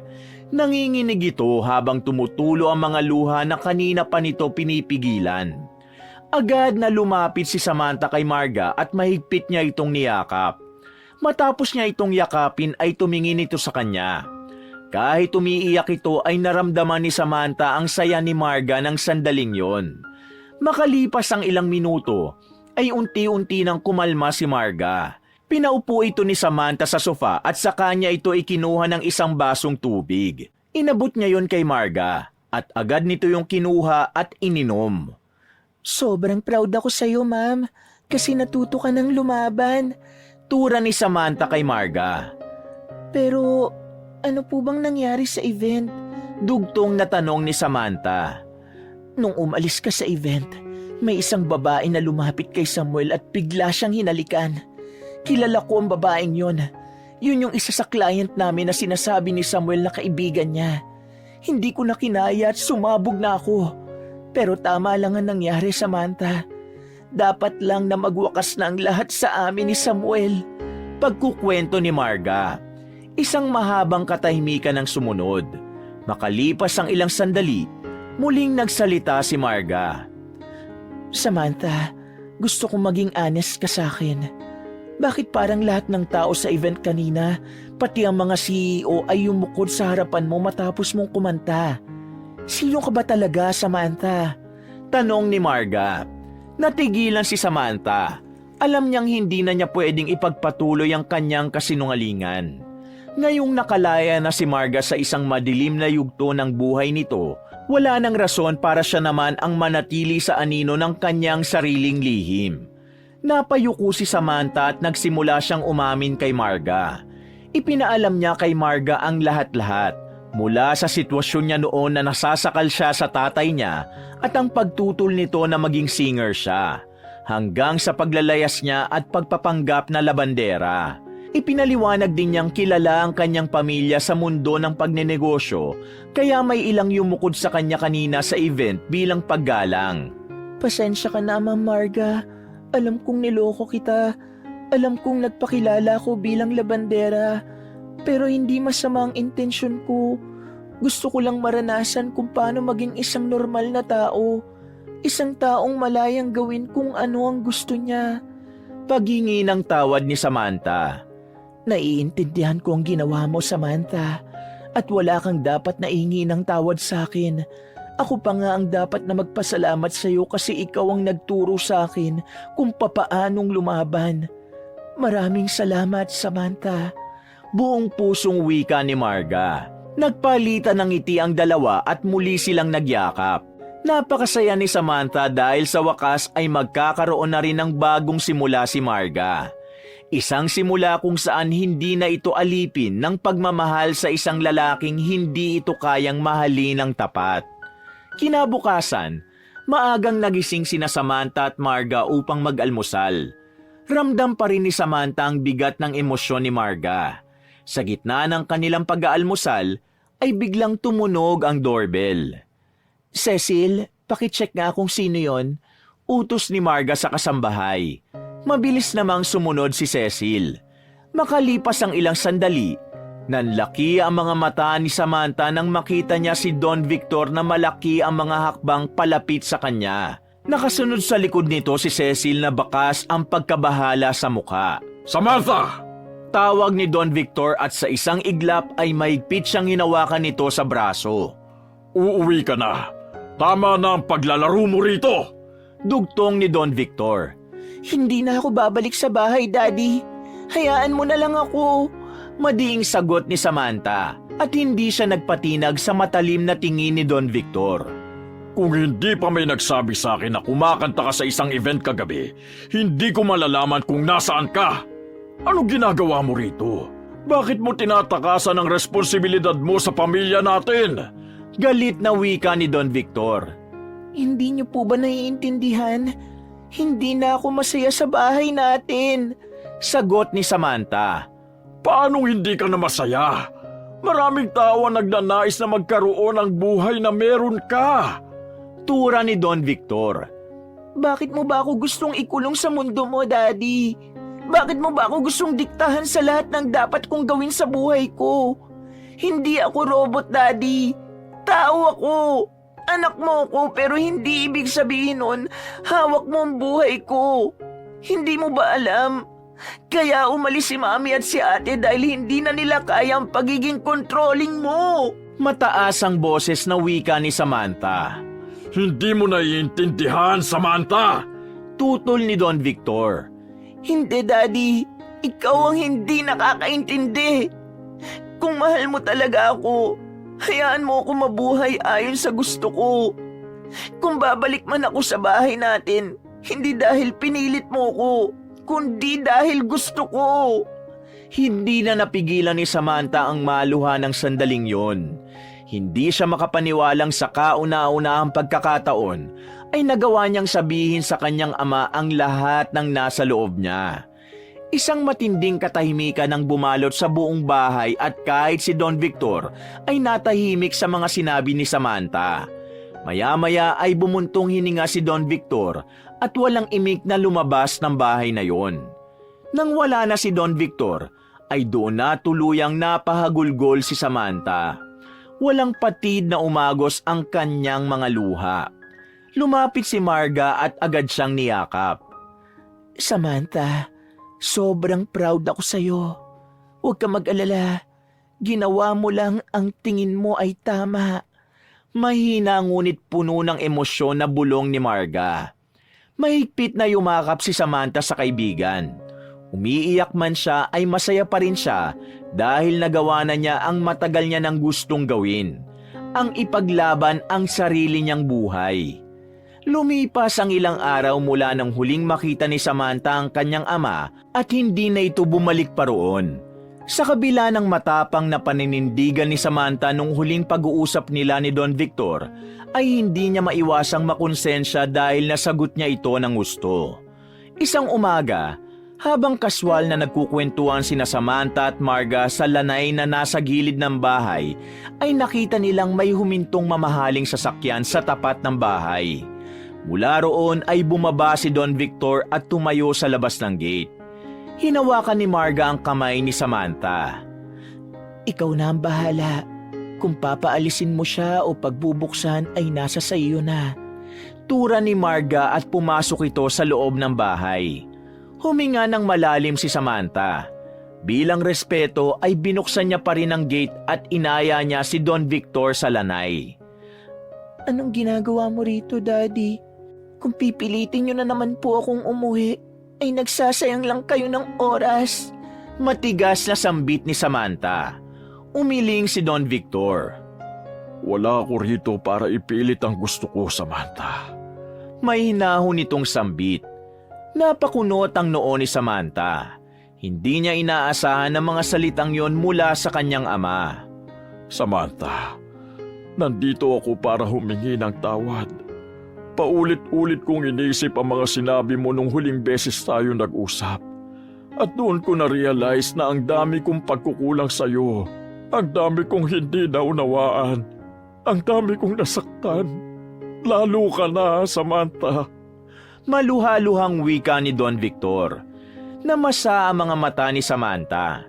Hindi siya makapagsalita dahil napuno na ng emosyon ang kanyang dibdib. Alam kong hindi ko kayang baguhin ang nakaraan. Hindi ko mababawi ang mga taon na wala akong ginawa kundi ang diktahan ka at pigilan ka sa kung anong gusto mong gawin.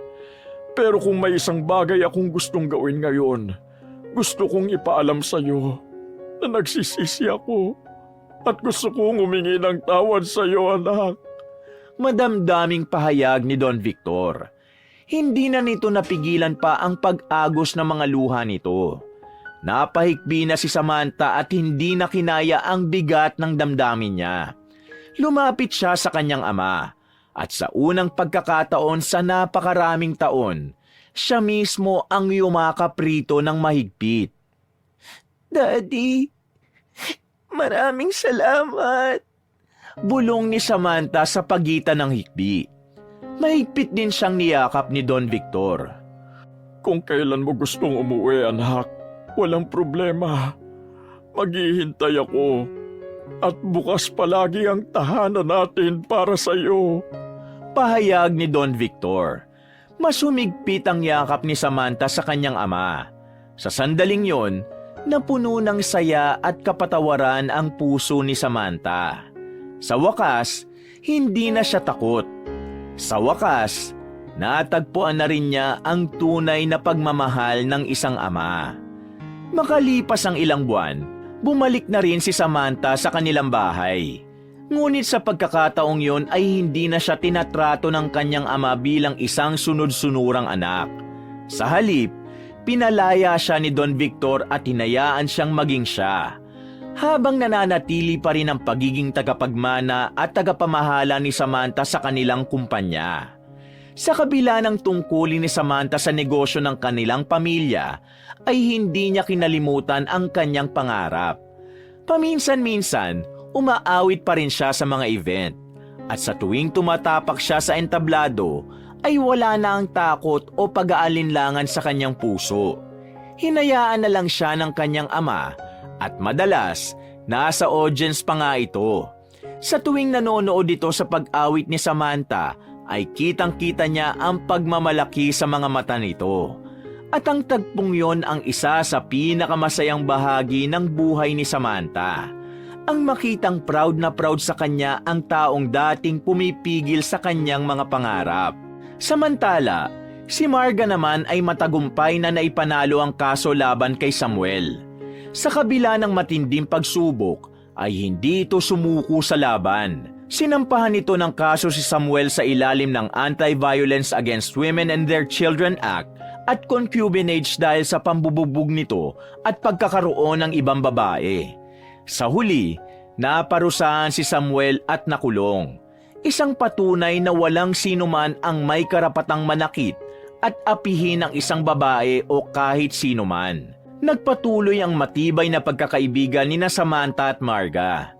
Dalawang babaeng minsan nakulong sa mga sitwasyong hindi nila gusto. Isa sa pagiging kontrolado ng kanyang ama at isa sa mapanakit na asawa. Ngunit sa huli, pareho nilang natutunang lumaban, humarap sa katotohanan at kumawala mula sa tanikala ng kanilang nakaraan. Ngayon, pareho na silang malaya. Malaya na si Samantha na sundin ang kanyang pangarap habang tinutupad ang kanyang responsibilidad. Malaya na si Marga mula sa takot at pang-aapi. At higit sa lahat, malaya na silang dalawa na mabuhay ng masaya at walang pagsisisi. Sa lahat ng nangyari sa buhay ni Samantha, isang bagay ang naging malinaw sa kanya, na ang tunay na kalayaan ay hindi lang tungkol sa paglayo sa isang sitwasyon, kundi sa pagkakaroon ng lakas ng loob na piliin ang sarili at lumaban para sa sariling kaligayahan. Wakas!